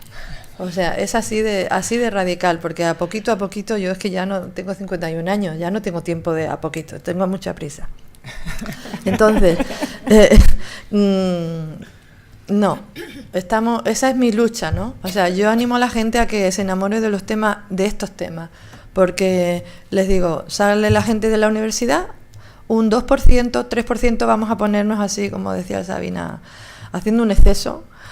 Uno por mejilla, pues un 10% trabaja en medios de los que tenemos concebidos como medios convencionales, ¿no? Con una redacción, un sueldo, todo, un 3% de las personas. El resto hace otras muchas cosas de las que no hablamos en la universidad. Pero cuando sale de la universidad hace eso, con lo cual quiere decir que en la universidad no hemos trabajado antes eso que de hecho es lo que va a hacer, ¿no? Por ejemplo, lo que tú has dicho, Snapchat o clips o videoactivismo o periodismo ciudadano o lo que quieras llamar, ¿no? Y luego, entonces, respuesta sintética, no, la universidad no está cambiando hacia eso. No está cambiando hacia eso. Mira, ayer hemos repartido en mi departamento la docencia que vamos a dar cada profesor el año que viene. Se hace por estricta jerarquía y al final puede haber, como ha ocurrido en años anteriores, un sociólogo que tiene que dar multimedia. ¿Por qué? Pues porque tenemos que dar lo que hay que dar y somos los que somos. No vamos a contratar a nadie nuevo. Ya hace 2 años que no se contrata 3, que no se contrata a nadie, solamente se echa gente. Y lo que hay que dar es... Entonces, ¿qué damos? Lo que sabemos. Enseñamos lo que sabemos. Y algunos siguen aprendiendo, otros no. Enseñamos, es que lo que no sabemos no lo podemos enseñar. Entonces, aunque te toque multimedia, si eres sociólogo, ¿qué haces? Pues no sé, lo que puedes. Entonces te prendes un programa un rato antes y lo enseñas. No digo que todo sea así. Pero claro, para modificar el programa hay que modificar el recurso humano que da el programa. Esto no está pasando en este momento. Eso está más que muerto. La entrada a la universidad, la modificación y cada los que estamos dentro vamos evolucionando en la medida de que voluntariamente queremos cambiar nuestros conocimientos, ¿no? Se me ha ido una cosa muy importante, si me acuerdo luego te la digo, porque creo que era la gracia de lo que iba a decir. Se me acaba de ir, se me van y se me vienen. Añado dos matices a eso. Antes estábamos hablando de grietas y decíamos que tú eres un ejemplo de que se cuelan cosas bueno, no sé. Sí. en la universidad, ¿no? O sea, discursos que no son el dominante. Y un poco como dato, que no sé cuánto servirá o no, pero Diagonal, que llevamos 10 años, bueno, ya 11, surgió de la asamblea de la universidad, de aquí, vamos, de la Facultad de Ciencias de la Información. O sea, luego en alianza con otra gente que andaba haciendo otras cosas y tal, pero el núcleo es gente que se conoció aquí. Entonces, hay una parte, ¿no?, de lo que es la estructura, pero luego la gente que lo compone también tiene... Bueno, ahí lo dejo, ¿eh? No sé cuánto es relevante. Pero... Ya sé lo que no sé si era esto. Pero Diagonal nació de aquí. Hay ya estudiantes de periodismo de la Rey Juan Carlos que algunas veces hacen prácticas en Diagonal, o sea que Diagonal entró a ser uno de los posibles espacios de prácticas. Eso es interesante. Yo lo que me gustaría, yo tengo mi militancia académica, es la de abrir espacios en los que la universidad se ocupe de hablar, de estudiar, de trabajar, de mejorar esos asuntos que no están siendo tratados, por ejemplo el videoactivismo y muchos otros que se me ocurren, ¿no? Pero para eso hace falta que las personas individualmente movamos. Es muy interesante que ustedes se enamoren de temas y que quieran investigar y que quieran escribir y que quieran hacer tesis y trabajos de fin de grado y doctorado, ¿no? ¿Por qué vamos a seguir haciendo doctorados sobre los anuncios de Coca-Cola? O sea, pues, o tesis doctorales, pues hagamos.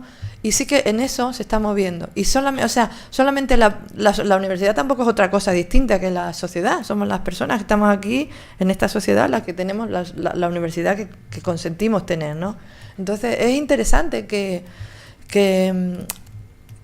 también nos enamoremos del trabajo académico. El trabajo académico es mucho tiempo, que no sales, que estás en casa, que estás leyendo, que estás pensando, que estás elaborando un texto que tiene 20 páginas y hay que dejarlos en 3 para que la gente los lea. Y eso te cuesta 5 horas. Entonces es que es una vida un poco tristona, pero es bueno porque después tienes las 3 páginas, las lee alguien y te estás comunicando con gente. Entonces enamórense de los temas también, o fomenten que la gente se enamore, que escriba de los temas que a ustedes les parecen cruciales para que se produzcan cambios, ¿no? Porque bueno, sin trabajo académico no vamos a conseguir espacio académico. Y sin espacio académico no vamos a conseguir reproducción de ese conocimiento hacia nuevas personas, hacia nuevas generaciones, ¿no? Es un poco compromiso de todas, ¿no? Me parece un poco así. Sí, hay otra pregunta aquí.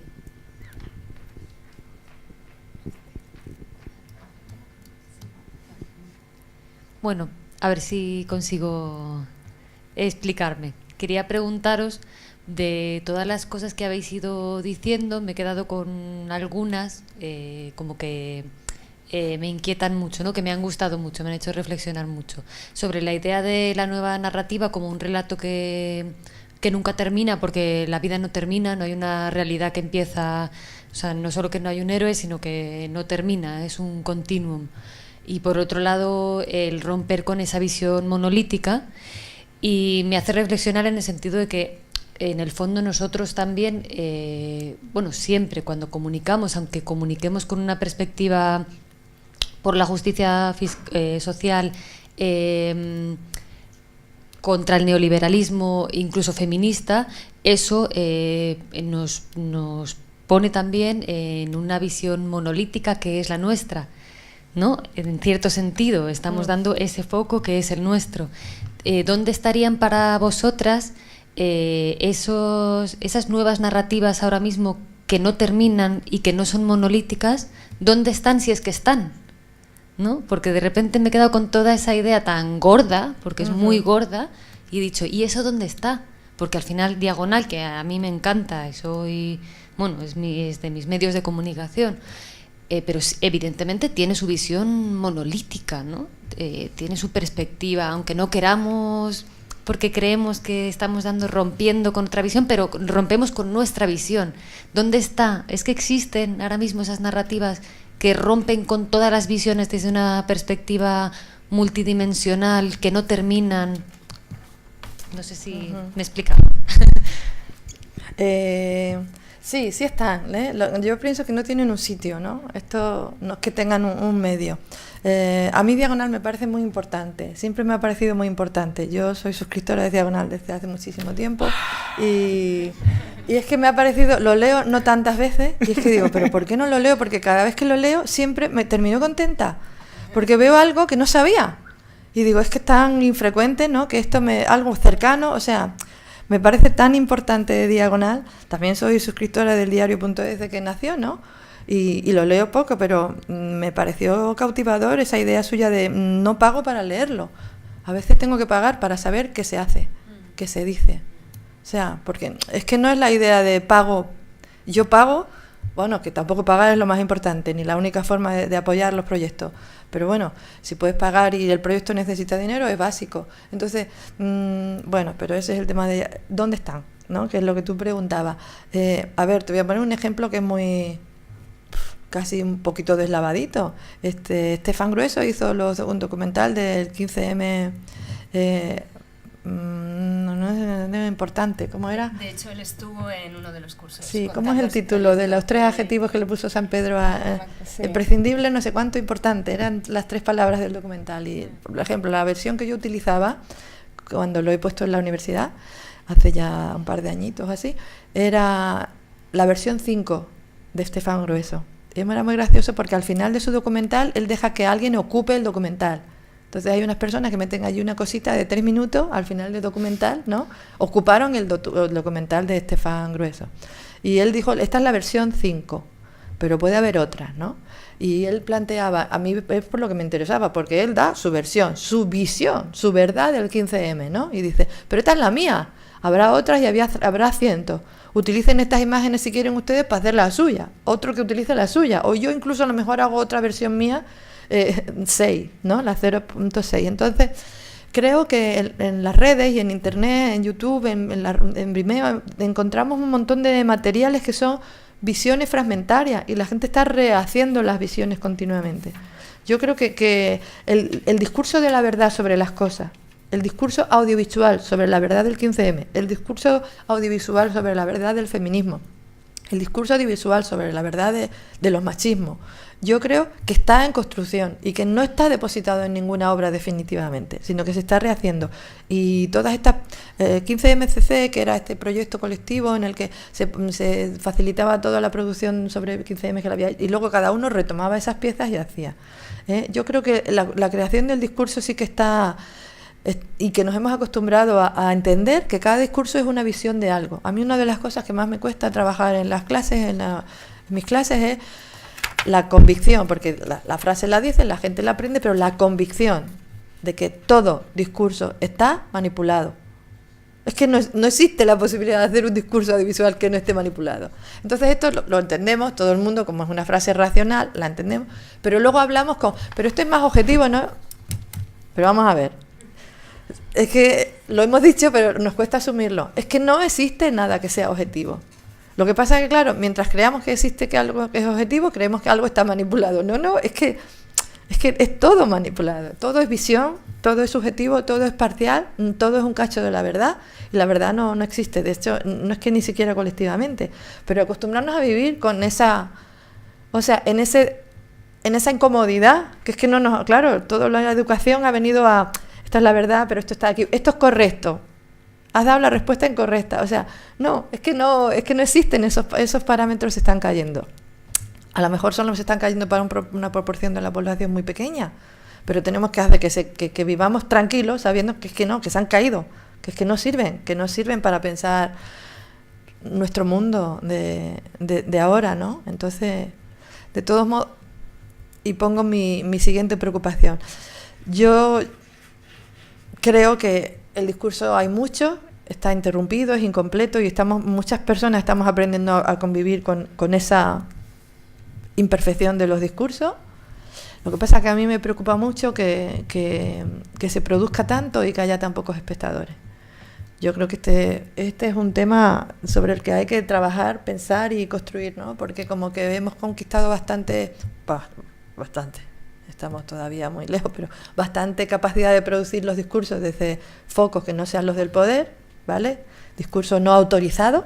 Ya no hace falta estar autorizado por la universidad con carnet de periodista o por Antena 3 o por tal, o como en su día que solamente era Televisión Española y El Nodo, los que hacían discurso audiovisual. Ya se hace discurso audiovisual desde sujetos no autorizados, desde la plebe ahí, pero no tenemos capacidad de construir audiencias no autorizadas, porque seguimos, y eso es un problema cultural, es un problema educativo. Yo creo que ese es uno de los retos, no tanto la conquista de los medios alternativos, de que todos tenemos una cámara, sino y nadie nos escuchamos, ¿no? La construcción de las audiencias, me parece que a mí me preocupa mucho esto, la construcción de los espectadores. Hay un crítico que a mí me gusta mucho, Jan Comoli, que dice, es que hacer cine no es hacer películas, es hacer espectadores. Y eso no es tan sencillo, ¿eh? No se hace, eso por tener una cámara no se garantiza. Igual que hacer periodismo no es hacer el periódico, sino conseguir los lectores, ¿verdad? Eso para la próxima, ¿no? Sí, o sea, sí. Podemos ir 5 minutillos más, ¿no? Vale. Es curioso porque luego tanto en Diagonal como en Pícara, que a veces tenemos un montón de debates internos. Y de hecho, incluso en las asambleas, a veces, bueno, quien va más, más a saco, dice, no, es que damos bandazos. ¿Cómo podemos publicar y también esto y también lo otro? Y de hecho, recibimos críticas por sectores contrarios. O sea que nuestra visión interna en ambos colectivos no sería que tenemos una visión monolítica, claro, también porque estamos insertos, ¿no? en esa realidad. En Pícara es que nos llueven críticas, luego todo el mundo lo considera como una herramienta que es útil y tal, ¿no? Pero nos llueven críticas por todos lados, vamos. También nos llueven halagos, ¿no? Pero porque publicamos textos que pueden ser contradictorios, realmente. Entonces, ahí sí que tenemos un poco la visión, pues de que rehuimos en ambos medios, rehuimos un poco del concepto de objetividad. Un poco partiendo de que somos sujetos, que en el momento en el que eliges una fuente y no otra, ya estás contando algo de forma distinta. Y ahí las impulsoras de Pícara, porque yo entré un poco más tarde, dicen, a ver, si no estás haciendo periodismo feminista, y todos tenemos claro el concepto del feminismo que aboga por igualdad de derechos y de oportunidades entre todos los sexos y géneros, etcétera, ¿qué tipo de periodismo estás haciendo?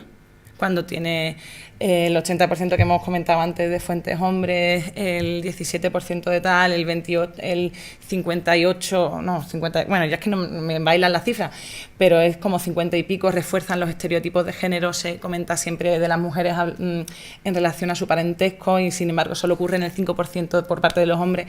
Estos son datos del observatorio. Pues yo, claro, en ese sentido sí que tenemos una posición y no me parecería negativo. Otra cosa, sí que es cierto que a veces nos ocurre, y yo esto lo noto más en Diagonal, en Pícara yo creo que nos desbordamos un poco más, que a veces nos autocensuramos. Hace poco tuvimos una asamblea en la que, a cuento de una posible entrevista, estábamos hablando de, pues si entrevistábamos a gente que no cuadrara, no solo que no cuadrara con la perspectiva de Diagonal, que eso ya lo hacemos, sino que no cuadrara mucho. En plan, pusimos el ejemplo a la Albert Rivera, ¿no? Pues a mí me parece que eso entraría, pero perfectamente. Lo que pasa es que, claro, ahí hay que hacerlo muy bien, hay que dedicarle mucho trabajo de documentación, porque si no el Albert Rivera pues te da las vueltas y al final pues te ha quedado o una cosa muy sosa o no has conseguido hacer nada útil o interesante con eso, ¿no? Y entonces es verdad que sí que en Diagonal nos censuramos mucho, también porque esperamos, no, pero es que ¿cómo le va a sentar esto a las personas suscritas? A Concha, ¿cómo le va a sentar a Concha? ¿Cómo te sentaría a ti? Pues no lo sé, depende de cómo lo hagan. Pero me estaba intentando acordar, es que no me acuerdo cómo se llamaba el partido y claro, cuando no te acuerdas del dato, decir las cosas, pero la anécdota igual tiene sentido igual, aunque no me acuerde yo del dato. Era un partido holandés, no me acuerdo, vamos a ver, es un país de Centro Europa, era un partido ecologista o animalista o una cosa así, ¿no? Y hacían una entrevista en un programa y con un representante, o sea, hacían un encuentro entre un representante de este partido y uno que era totalmente fascista nazi y bueno, ultraderecha de esta así, vale, y entonces él decía, lo subversivo no siempre es hacer un discurso. O sea, lo subversivo consiste en desvelar lo que no es visible, ¿no? Vale. Entonces dice él, la estrategia del partido animalista era provocar que se viera lo invisible, lo invisible de la posición del enemigo. Y entonces empezó dándole la razón a sus argumentos. Claro, porque es que los negros realmente... Bueno, es que antes no había tantos, ¿verdad? No, es que hay muchos, empezaba a decir, hay muchos, ahora hay muchos, claro. Entonces empezaba dándole hasta que el otro por sí mismo desvelase eso que el contrario quería que se hiciera ver. En vez de denunciarlo, fomentaba, porque, a ver, ¿tu objetivo cuál es? Que se vea lo que no se ve, ¿vale? Pues no siempre tiene que ser porque tú lo dices. Eso era la síntesis por la que quería contar esta anécdota que he contado tan mal. Cuando no, pero es interesantísimo. Cuando revise la anécdota diré, a ver si me la aprendo para otro día, ¿no? Porque contarla mal es peor, pero bueno, si me he dejado entender... No, se te ha entendido estupendamente. Eso, entonces lo subversivo a veces no es que nosotros a Albert Rivera no lo tratamos en Diagonal. Yo creo que es que, ¿por qué no? Hay formas subversivas de que de que Albert Rivera aparezca en ciertos sitios y que si tú tienes una posición, no necesitas tú denunciarlo. A veces hay que facilitar que sea visible, ese es tu objetivo, y la vía no siempre es tu palabra. Entonces... Que venga, que aparezca. No sé si querría. Pero... Claro. Dale. Recogemos entonces la tuya, otra que hay aquí y yo creo que ya cerramos, ¿vale? Bueno, lo mío no sé si es una pregunta, es más bien una reflexión así en torno a todo lo que habéis estado hablando. Pensando mucho en todo lo que tiene que ver la conformación de la ciudadanía global, crítica y demás, y a ver, teniendo en cuenta, yo justo la semana pasada vine de América Latina, entonces hay cosas como que tengo muy en la mente en este momento, y allí, bueno, el discurso, todo lo que tiene que ver el discurso de la comunicación para el desarrollo, pero sobre todo desde una perspectiva no tanto de la difusión, porque yo creo que en este sentido, vaya, también por las preguntas que se han planteado y demás, ¿no? Desde el punto de vista de las organizaciones, la difusión que se da o cómo nos comunicamos o cómo reflejan los medios, sean alternativos o no. Vaya, yo le estoy dando muchas vueltas a la cabeza, además estoy ahora mismo también tengo que hacer un trabajo para la universidad y es verdad que me he traído mucho esta concepción, ¿no?, de la comunicación para el desarrollo desde dentro de las organizaciones o en relación a otras organizaciones con las que se trabaja, desde un discurso, desde la horizontalidad y el conversar, ¿no? O sea, intentando recuperar un poco esa concepción de la comunicación desde el que y la que escucha. Entonces, en particular es verdad que estaba pensando en Concha, no sé si esto es un discurso que también se está manejando ahora mismo en la universidad, porque a mí, aquí en España me refiero, me da mucho la sensación de que es algo que en América Latina se tiene muy presente, un discurso muy comunitario además, pero que es verdad que buscando y demás, aquí en España no lo escucho mucho, ¿no? Y a mí me parece muy interesante, sobre todo en lo que tiene que ver de revisión interna de las organizaciones, de relacionarse con otras y con otros, y bueno, y cómo también esto trasciende a la organización y llega a la sociedad para transformar, ¿no? Gracias. Claro, es que mira, la universidad es una herramienta, ¿no? Entonces, en España yo pienso que de forma global lo que está ocurriendo con la universidad es que estamos asumiéndola, o sus gestores, los que más capacidad tienen de modelarla, están aceptando que es una herramienta desde finales del siglo pasado, y cuando se gesta Bolonia, que European Round Table of Industrialists, o sea, los industriales dicen, oye, ¿para qué queremos la universidad? Pagándola como estamos, tiene que ser para que nos produzca la gente que necesitamos para trabajar, empleabilidad.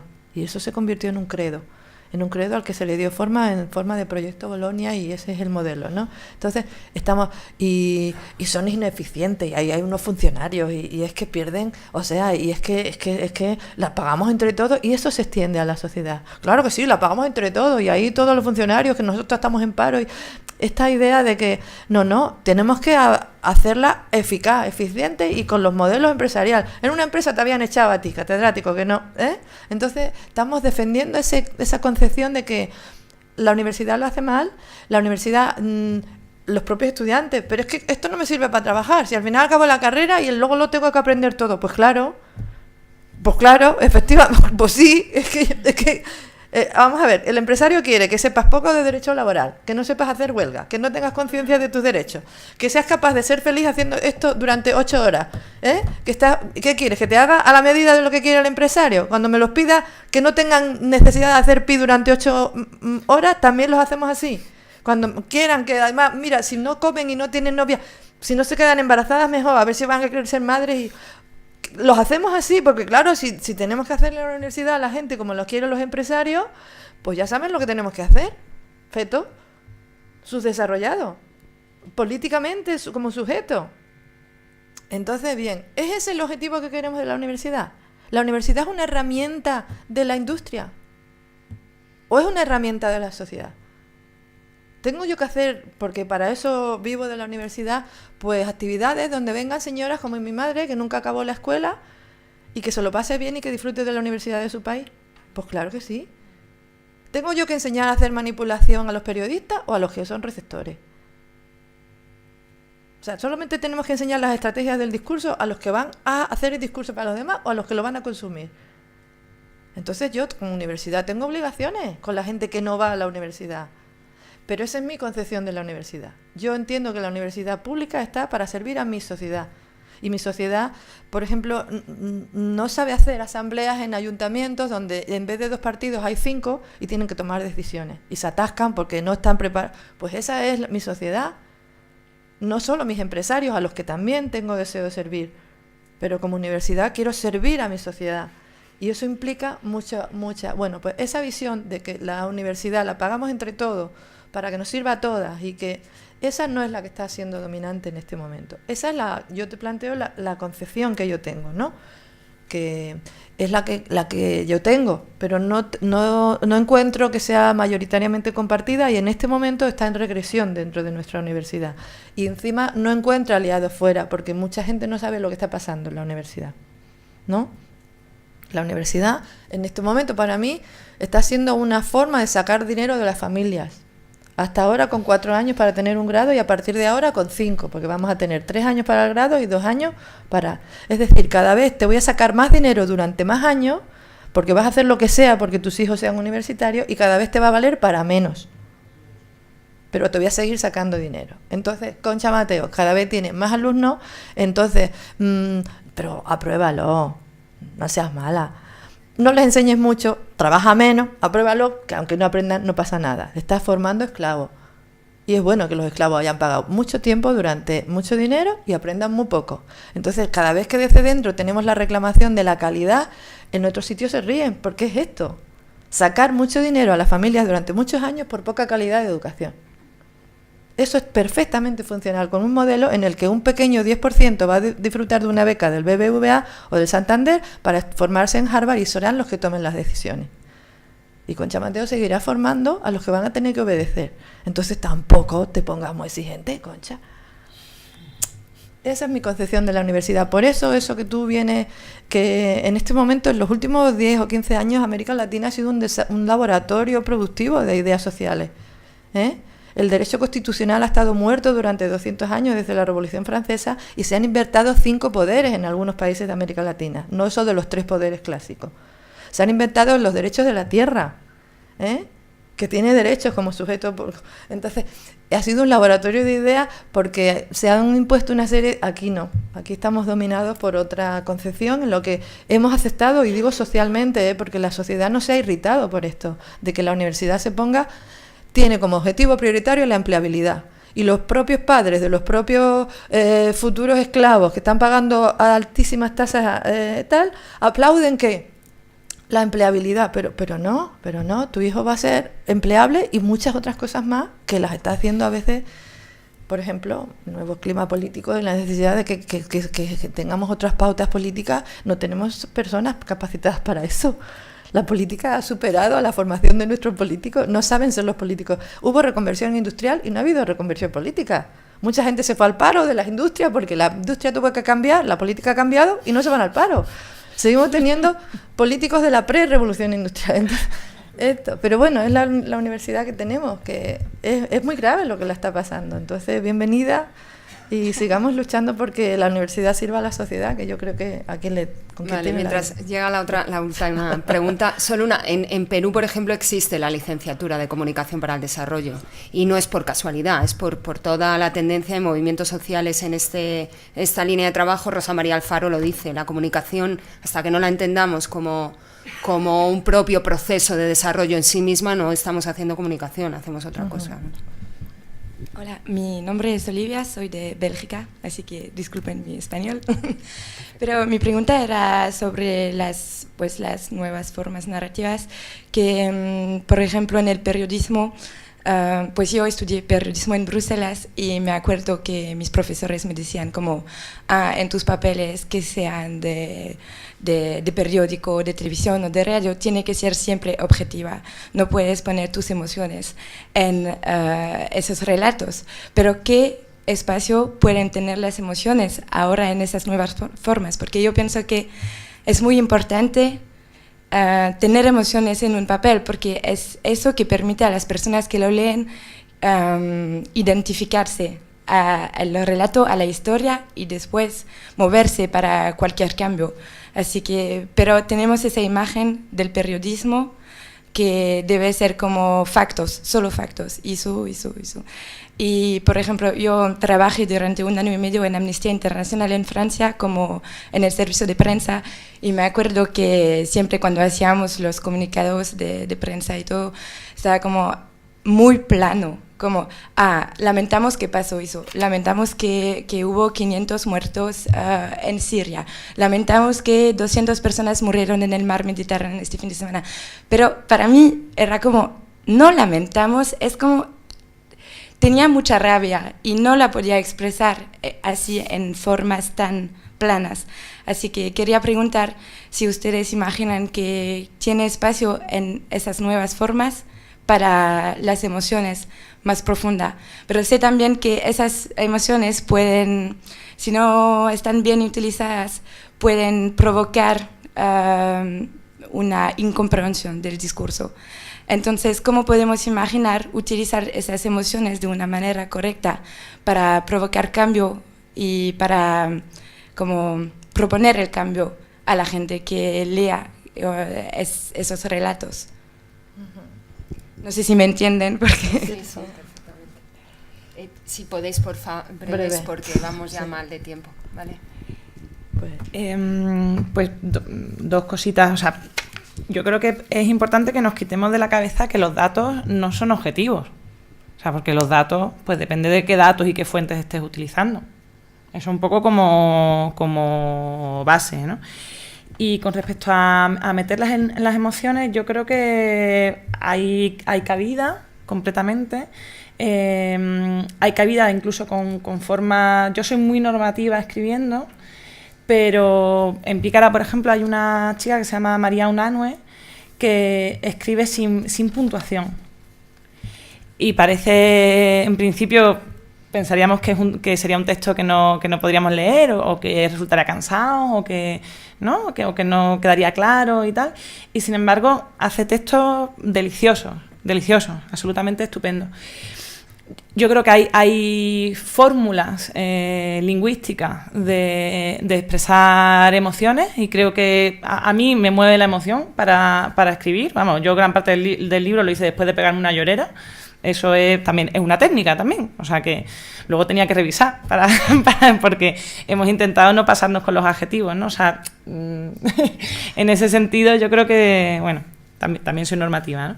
Pero creo que sí que tiene, o sea, que hay formas. A mí personalmente no me gusta mucho cuando se ve a quien escribe, pero hay fórmulas.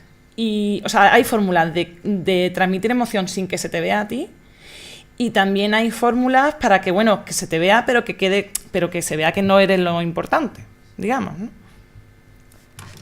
Hay un poco ahí la emoción del que emite y la emoción, y provocar la emoción en que recibe. No sé muy bien a cuál te refieres, ¿no? En todo caso, la emoción está concebida como un nublado transitorio de la razón. Entonces, como que es negativo, ¿vale? Siempre en ese sentido. Yo creo que bajo el efecto de la emoción no se pueden tomar decisiones, ni se pueden hacer análisis, pero la emoción es el motor de la acción. Entonces yo creo que igual que en la vida cotidiana, la emoción es necesaria. Yo pienso que la negación de la emoción genera mucha enfermedad, ¿no? Mucha represión, mucho problema, ¿no? No gestionado. Entonces a mí me parece importante trabajar con la emoción. Te vas a chocar contra el código que ha vendido la idea de que existe la objetividad y que la objetividad está en un territorio aparte de la emoción, ¿no? Que necesita ser un tratamiento sereno, claro, no contaminado. La emoción es lo contaminado. Luego, si quieres, seguimos hablando porque ya no tenemos mucho tiempo, pero yo creo que hay una teoría de la verdad que dice que la verdad está en la emoción, ¿no? Entonces, que me parece interesante, te lo cuento luego ya así, si queremos hablamos más personas, pero yo creo que hay que aprender a utilizarla como dato informativo, me parece muy relevante. Pues qué bien que acabemos así. Yo he apuntado para ya finalizar, solo por fijar algunas ideas, y solo os lo leo así de manera telegráfica, algunas ideas que han ido saliendo que creo que intento recoger la cantidad de cosas que habéis dicho, ¿no? Las narrativas son imperfectas, en construcción, están abiertas, la realidad es múltiple, todo discurso es político, no solo el que nosotras consideramos que lo es. Nuestra vida tiene una dimensión política que debemos descubrir de manera constante y también ayudar a que se descubra. Sin la mirada de otra persona no nos vemos, y tenemos como retos desvelar lo invisible, una lucha constante contra esas humedades que son los neocolonialismos, los machismos, los racismos y demás. Y bueno, la construcción de audiencias, que también me ha parecido un concepto muy interesante desde la educación, y un gran reto que se ha repetido también, que es enamorarnos con lo que hacemos. Así que a ver si seguimos enamorándonos esta jornada. Muchas gracias, Elma y Concha, ha sido un auténtico placer. Y volvemos, ¿cómo, Piedad? Cuéntanos. Menos 25, 15 minutitos. En 15 minutitos, ¿vale? Para poder aprovechar bien la mañana. Muchas gracias. No hemos enseñado el bate. No hemos enseñado el bate. Bueno, no pasa nada. No están los materiales.